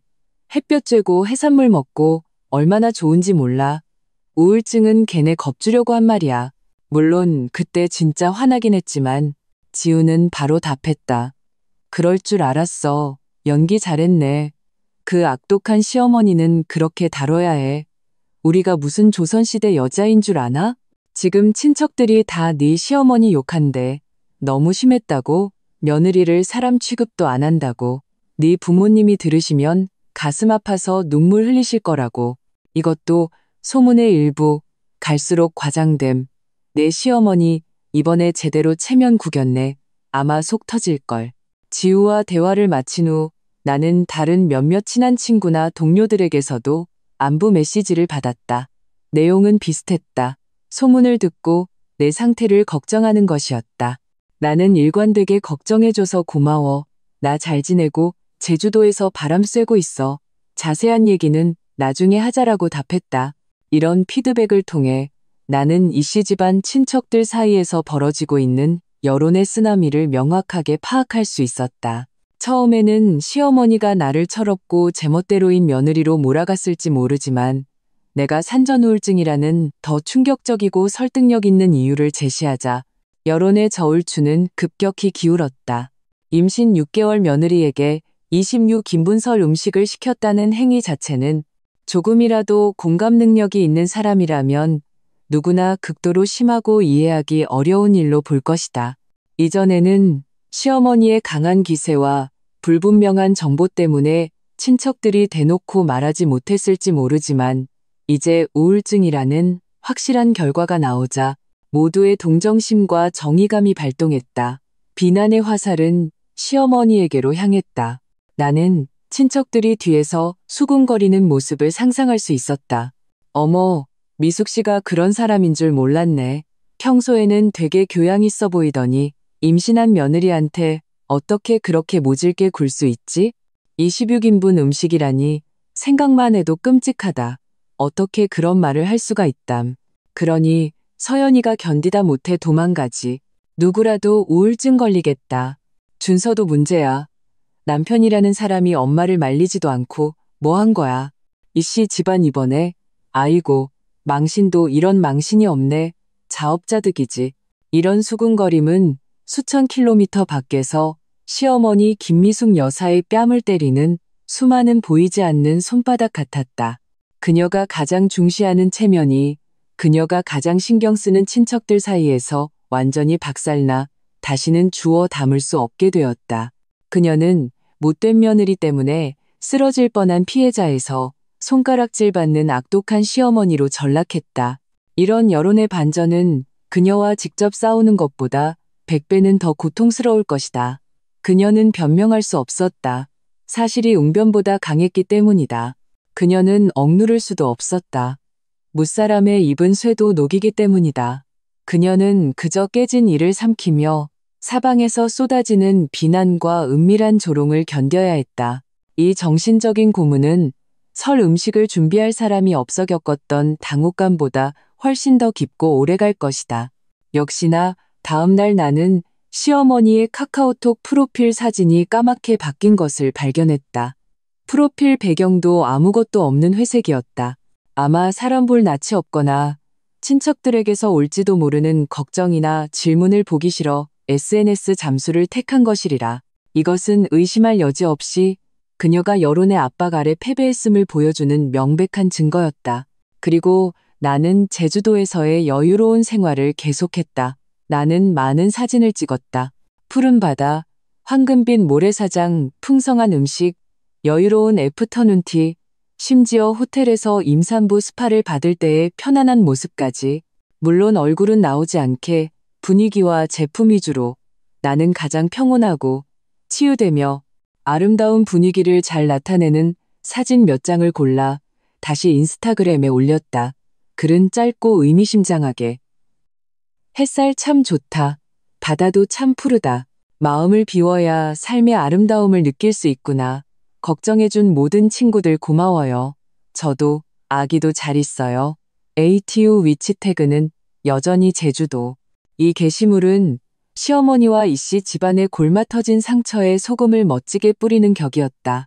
한편으로는 나를 걱정하는 사람들과 구경꾼들에게 나의 요양 생활이 얼마나 평온한지 보여줌으로써 내가 그 환경을 떠난 것이 얼마나 올바른 선택이었는지를 간접적으로 증명했다.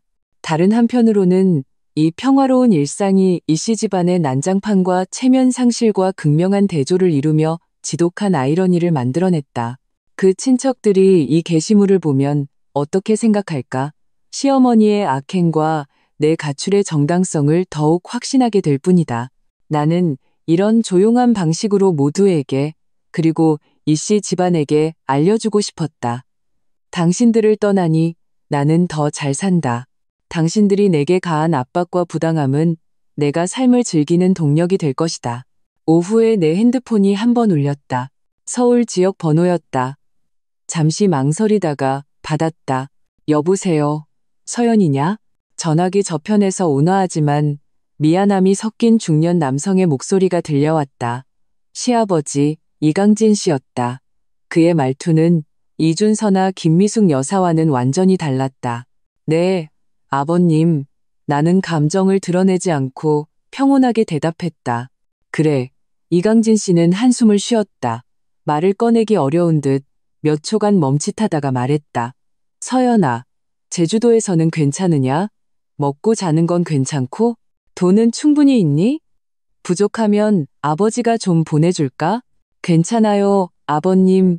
걱정해 주셔서 감사해요. 돈은 아직 있어요. 괜찮습니다. 나는 예의 바르지만 거리를 두고 대답했다. 어젯밤 일은 내가 다 들었다. 내 어머니가 잘못했어. 그 성격. 내가 대신 사과하마. 너도 너무 마음에 두지 마라. 속상해하면 몸만 상하고 특히 아이까지 가졌는데 좋을 거 하나 없다. 시아버지가 직접 사과하는 것을 듣자 나는 조금 놀랐다. 이강진 씨는 좀 가부장적이고 체면을 중시하지만 시어머니보다는 상대적으로 더 이성적이고 가문의 전체적인 이익과 명예를 더 중시하는 사람이었다. 그가 직접 사과했다는 것은 이씨 집안 내부에서 문제의 심각성을 인지하고 국면을 전환하려 한다는 의미였다.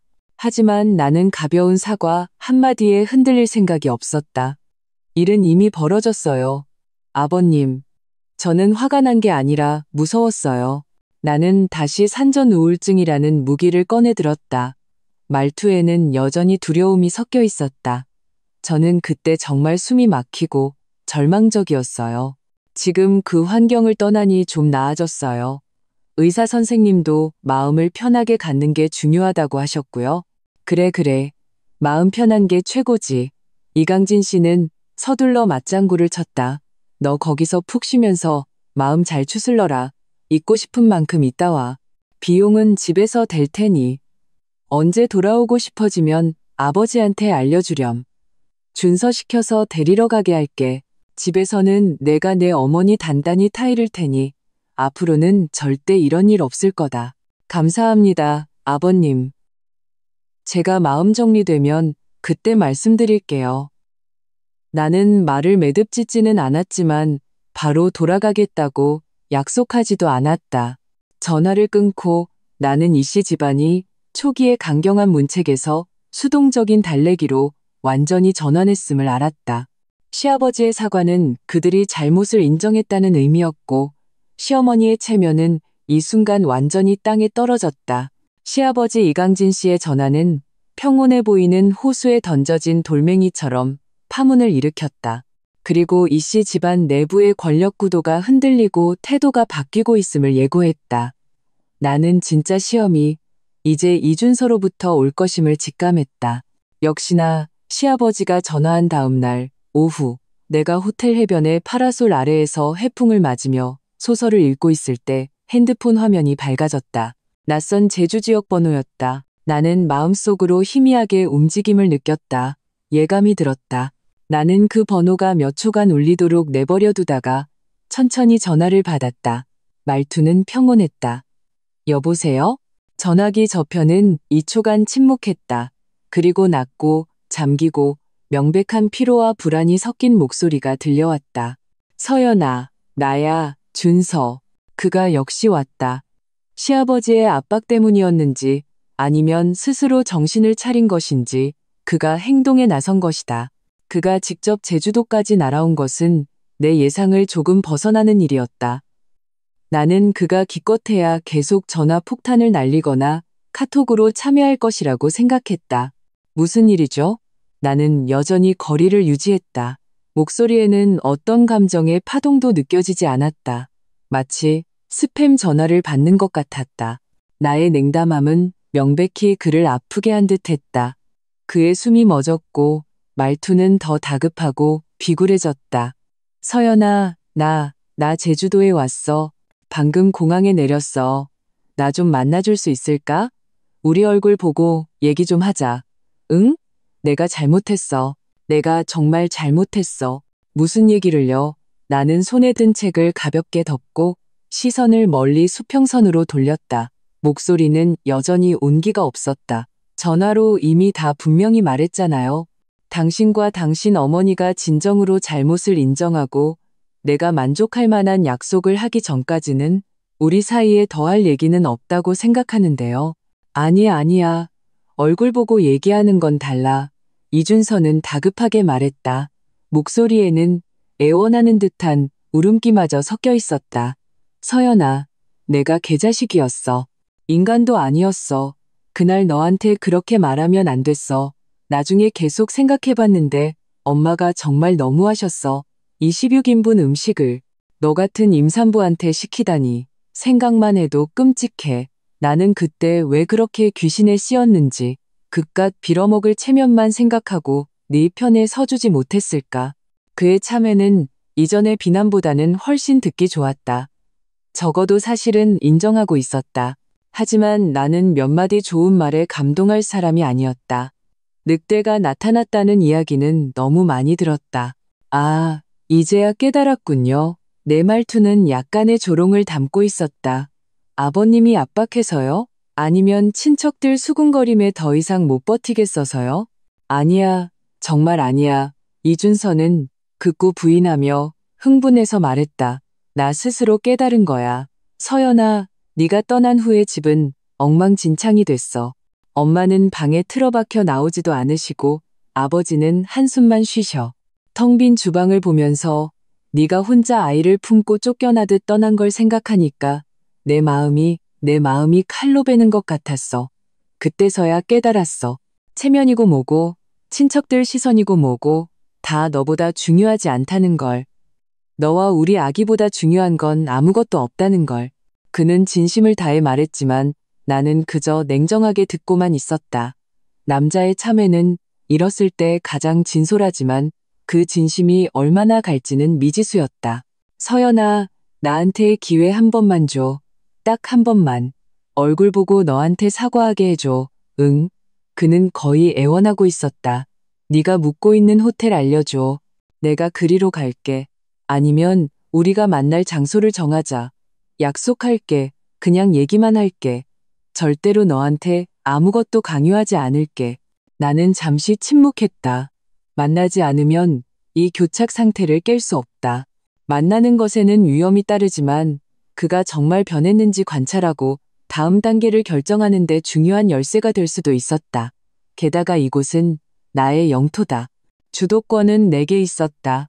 호텔 이름은 알려줄 수 있어요. 하지만 만날 장소와 시간은 내가 정해요. 나는 마침내 입을 열었지만 조건을 달았다. 그래, 네가 정해.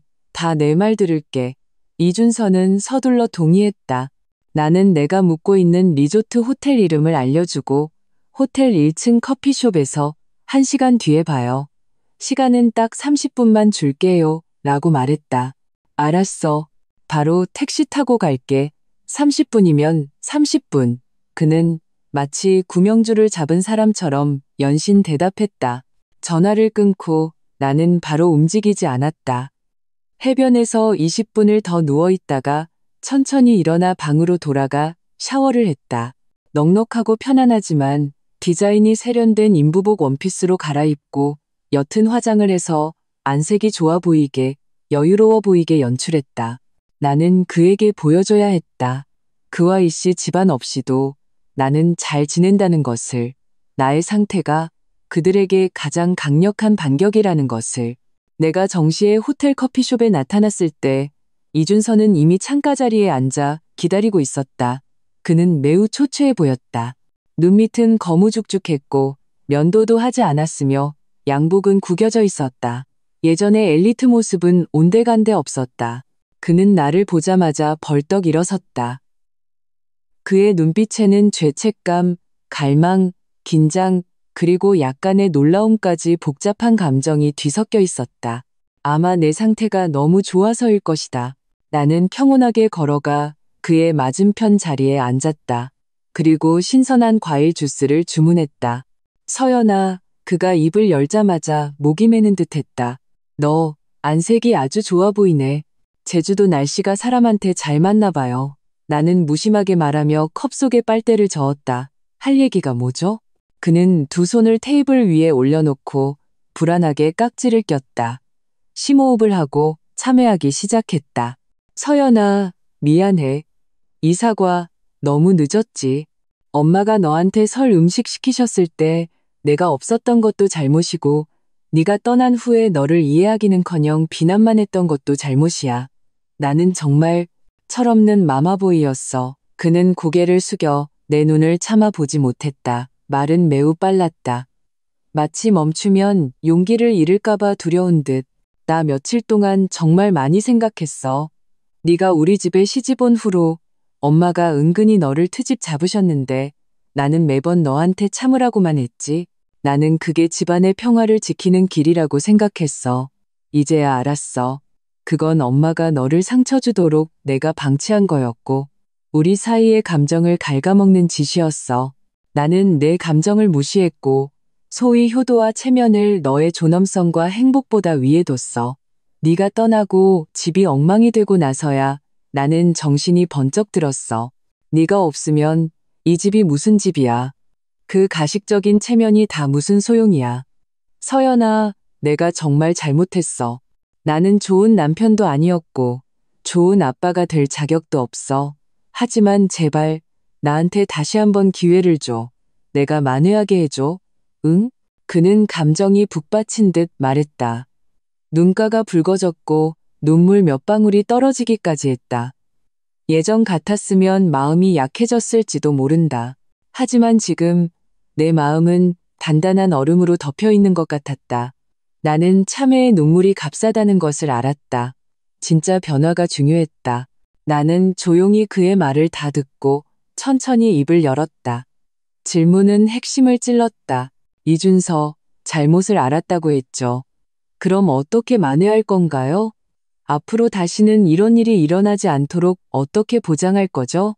예를 들어, 다음에 당신 어머니가 또 부당한 요구를 하거나 내가 산후조리할 때 혹은 아이 교육 문제에 간섭하려고 하면 당신은 어떻게 할 건가요? 계속 얼버무릴 건가요? 아니면 단호하게 나와 아이 편에 서서 당신 어머니에게 안 됩니다 라고 말할 수 있나요? 이준서는 갑자기 고개를 들고 내 눈을 보았다. 내가 이렇게 직접적이고 날카롭게 물을 줄은 몰랐던 것 같았다. 그의 눈빛이 잠시 흔들렸지만 이내 단호해졌다. 다시는 얼버무리지 않을게. 서연아, 맹세해. 앞으로 우리 작은 집에서는 네가 안주인이야. 엄마 쪽은 내가 가서 소통하고 경계를 확실히 그을게. 만약 엄마가 또 무리한 요구를 하시면 내가 내 편에 설 거야. 심지어 우리가 집에 가는 횟수를 줄일 수도 있어. 말은 쉽죠. 내 말투는 여전히 평온했다. 하지만 행동은 어려워요. 그건 당신 어머니의 수십 년 된 습관과 사고방식이에요. 당신이 바꾼다고 해서 바뀔 수 있는 게 아니에요. 나는 빈약속이 아니라 실질적인 행동을 보고 싶어요. 내가 행동으로 보여줄게. 서연아, 내 행동을 지켜봐줘. 이준서는 간절하게 약속했다. 네가 돌아와 주기만 한다면 네가 말하는 건 뭐든지 다 할게. 우리 각서를 쓸 수도 있고 아니면 우리 분가하자.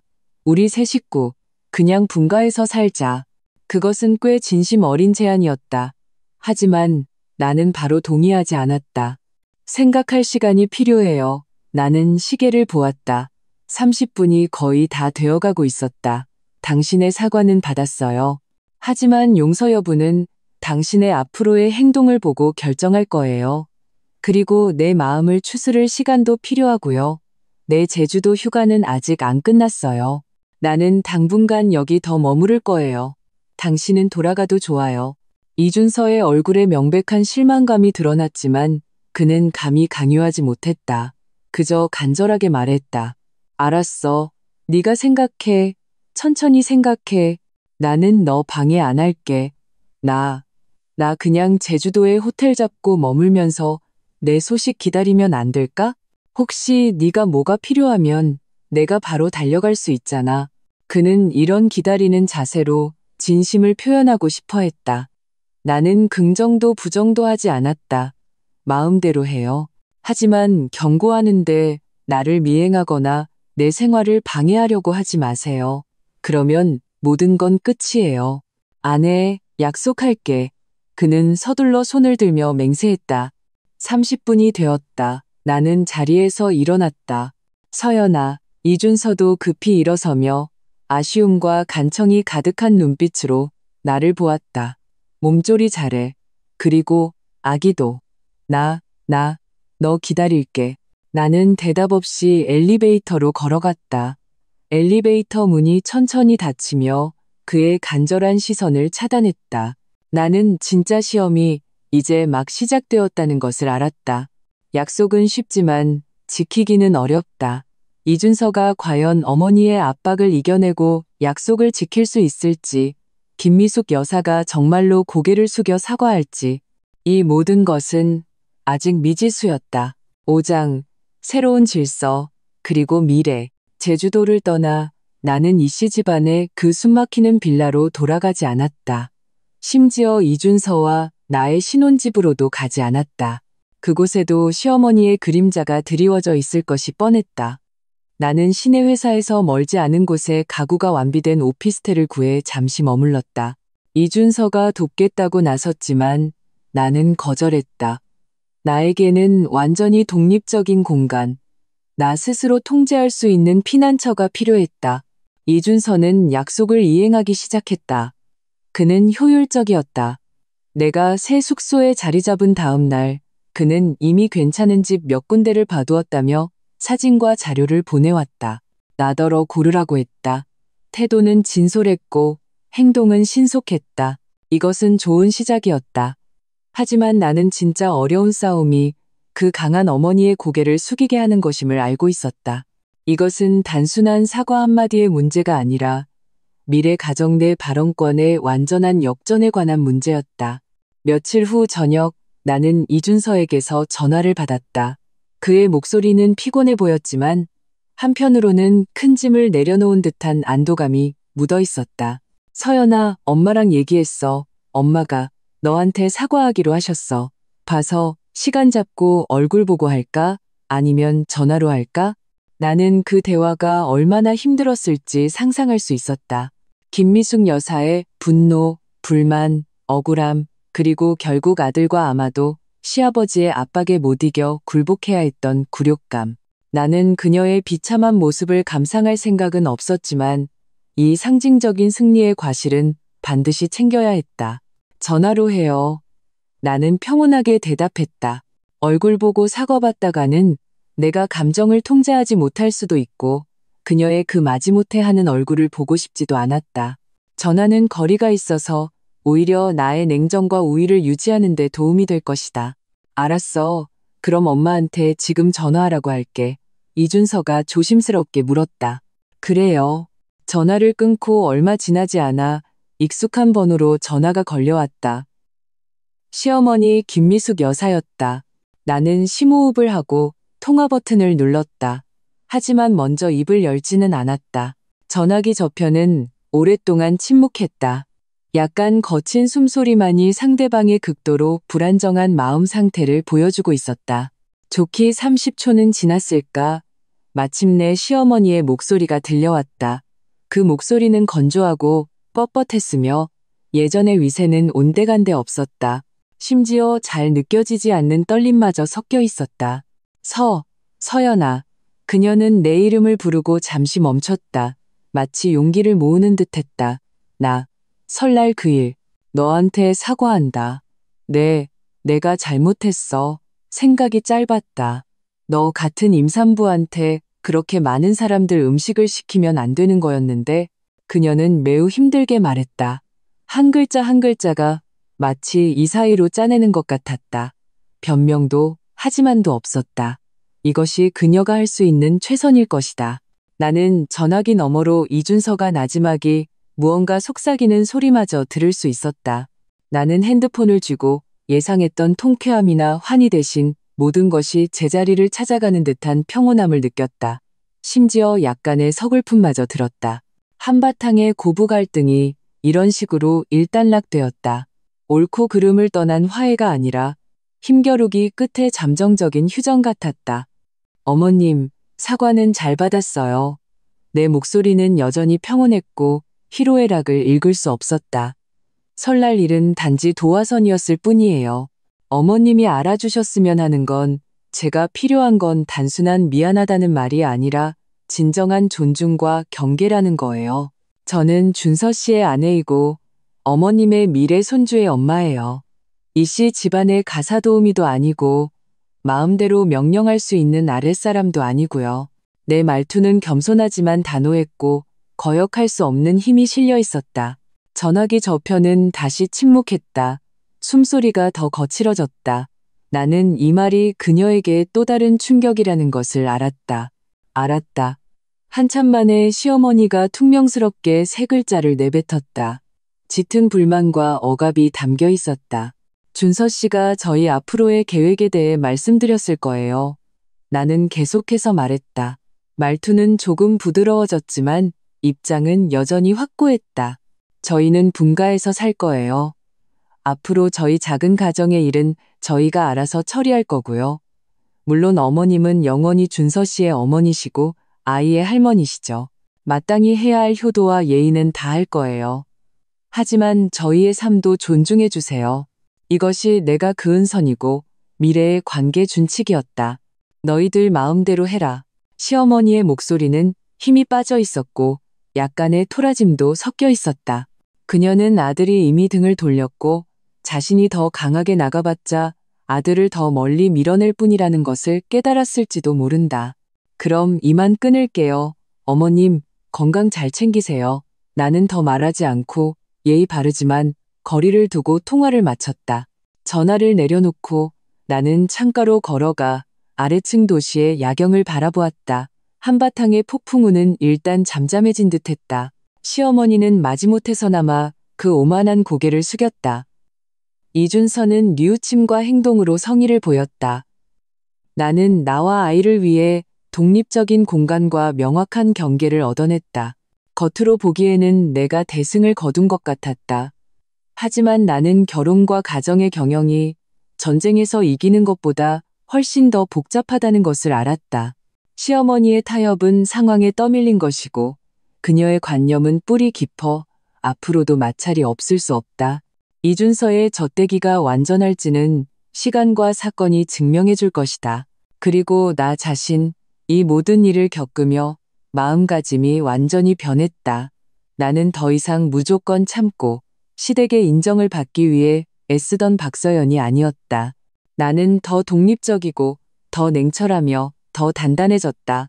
며칠 후 이준서는 신이 나서 내게 집이 정해졌다고 알려왔다. 내 취향에 맞춰 그가 최종적으로 고른 고급 오피스텔에 잘 꾸며진 집이었다. 바로 입주할 수 있었다. 그는 모든 수속을 마치고 그 보장금이 든 통장 하나를 내게 건넸다. 서연아, 봐서 네가 편할 때 내가 이사 도와줄게. 그는 기대로 가득 찬 그리고 약간의 불안이 섞인 눈으로 나를 보았다. 마치 선생님의 검사를 기다리는 학생 같았다. 나는 그 통장을 보고 이리저리 뛰어다니느라 약간 초췌해진 그의 얼굴을 보았다. 마음속에 만감이 교차했다. 그는 확실히 변하려고 노력하고 있었고 관계를 회복하려 애쓰고 있었다. 하지만 깨진 신뢰는 더 많은 시간과 행동으로 메워져야 했다. 이사는 급하지 않아요. 나는 통장을 챙기며 평온하게 말했다. 나는 당분간 여기서 지낼 거예요. 새 집은 환기 좀 시키고요. 당신도 이 시간 동안 어머니와의 관계를 잘 정리하고 경계를 확실히 그어두세요.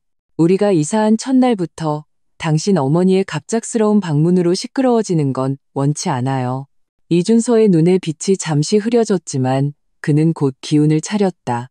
알았어. 다 내 말대로 할게. 내가 잘 처리할게. 그는 강요하지 않고 나의 속도를 존중해 주었다. 이것 또한 작은 진전이었다. 나는 여전히 그를 내 오피스텔 안으로 들이지 않았다.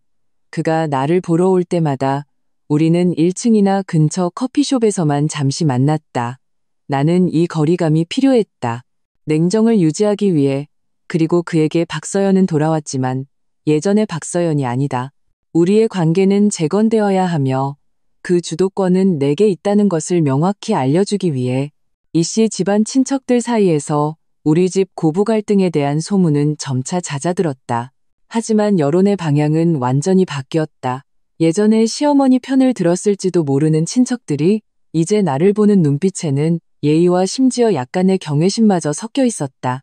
그들은 모두 이씨 집안의 그 순해 보이던 며느리가 만만치 않은 상대라는 것을 알게 되었다. 그 강한 김미숙 여사의 고개를 숙이게 하고 아들을 고분고분하게 분가시킨 며느리. 나의 가정 내 지위는 이 소리 없는 전쟁 속에서 완전히 역전되었다. 나는 더 이상 이씨 집안에 기생하는 덩굴이 아니라 홀로 바람을 맞으며 설 수 있는 한 그루의 나무로 성장했다. 에필로그. 시간은 모래처럼 조용히 흘러 어느덧 내가 빌린 오피스텔에서 안정적으로 2달을 보냈다. 배는 점점 불러왔지만 내 마음은 전례 없이 평화롭고 충만했다. 이준서는 그의 약속 일부를 지켰다. 새로 산 집은 환기가 잘 되고 있었고 그는 가끔 과일이나 임산부 영양제, 육아 서적 등을 들고 찾아왔다. 태도는 신중하고 정중했다. 우리는 마치 다시 데이트를 시작한 남녀처럼 예의 바르고 거리가 있었지만 새로운 관계의 리듬을 찾으려 노력하고 있었다. 시어머니 김미숙 여사는 완전히 침묵했다. 그 힘겨운 전화 사과 이후 그녀는 다시는 내게 먼저 연락하지 않았다.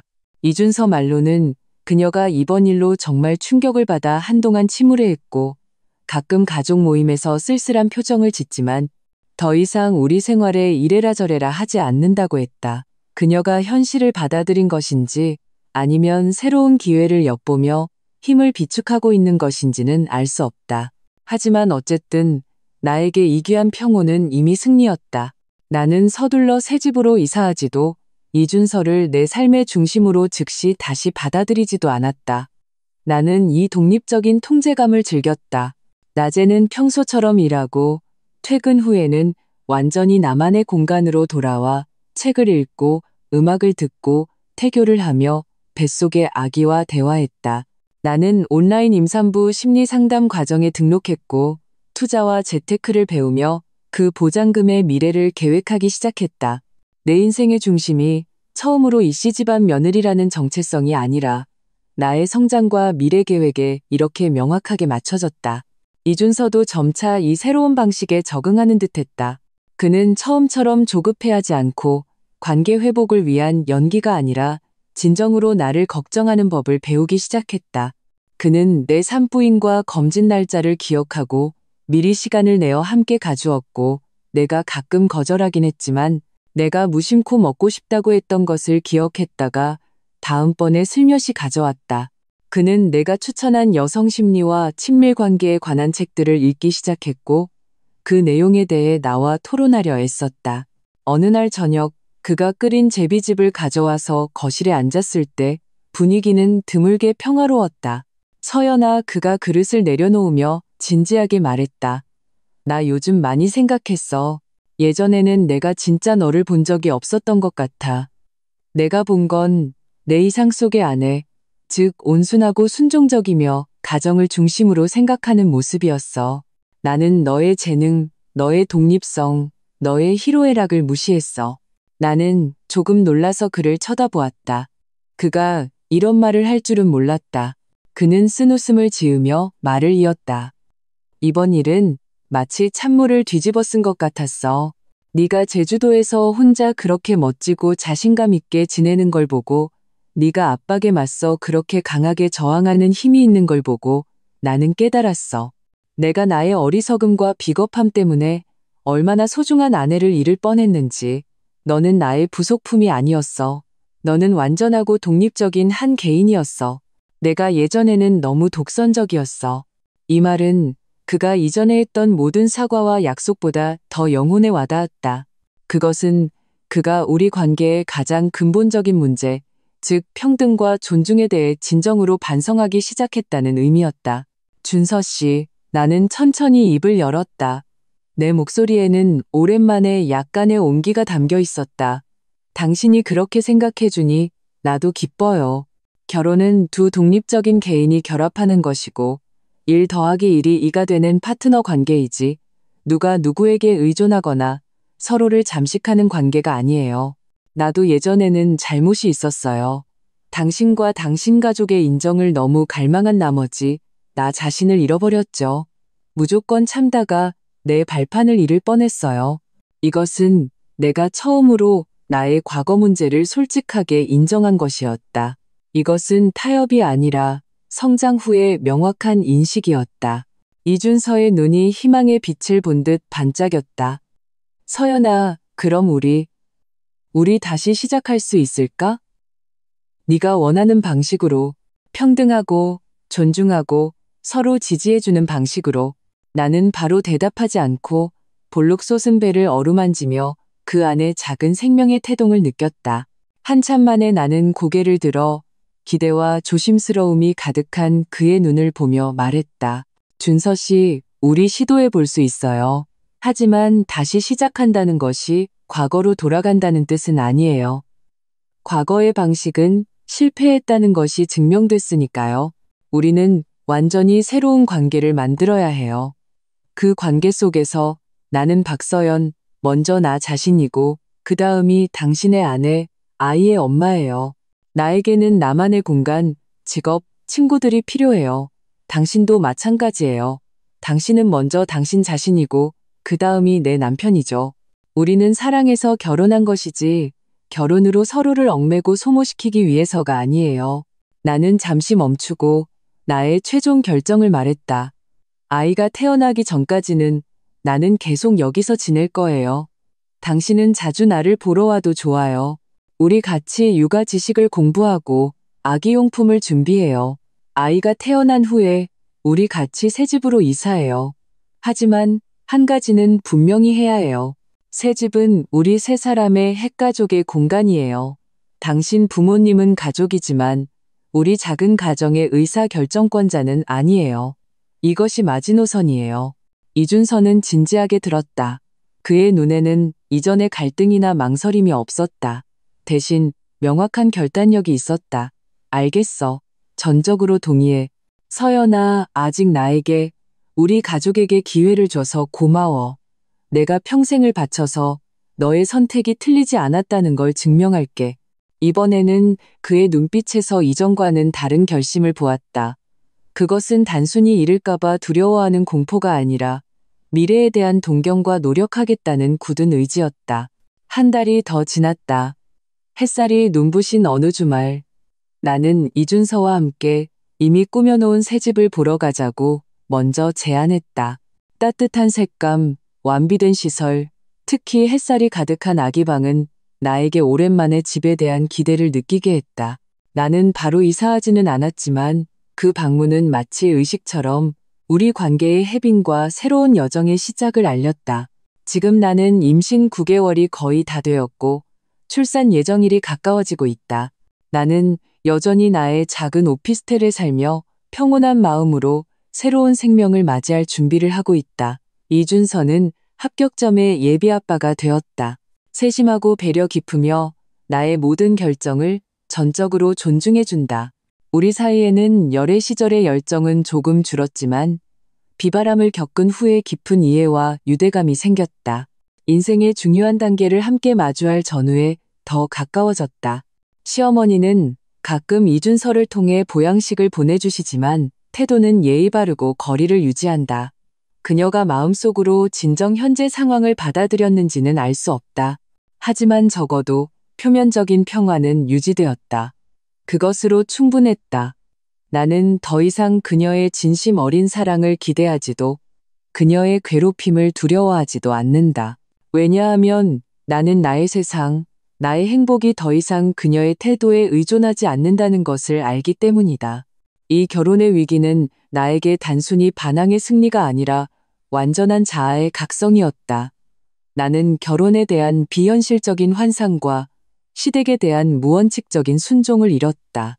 대신 더 강하고 더 독립적이며 더 명확한 나 자신을 되찾았다. 나, 박서연은 먼저 나 자신이고 그 다음이 다른 어떤 신분이다. 미래의 길은 여전히 도전이 있을 것이다. 육아의 고단함, 부부관계의 마찰, 시댁과의 장기적인 관계. 하지만 나는 알고 있다. 나는 이미 모든 것에 맞설 배짱과 힘을 가졌다는 것을. 새로운 삶은 이미 내 손안에서 천천히 펼쳐지고 있었다.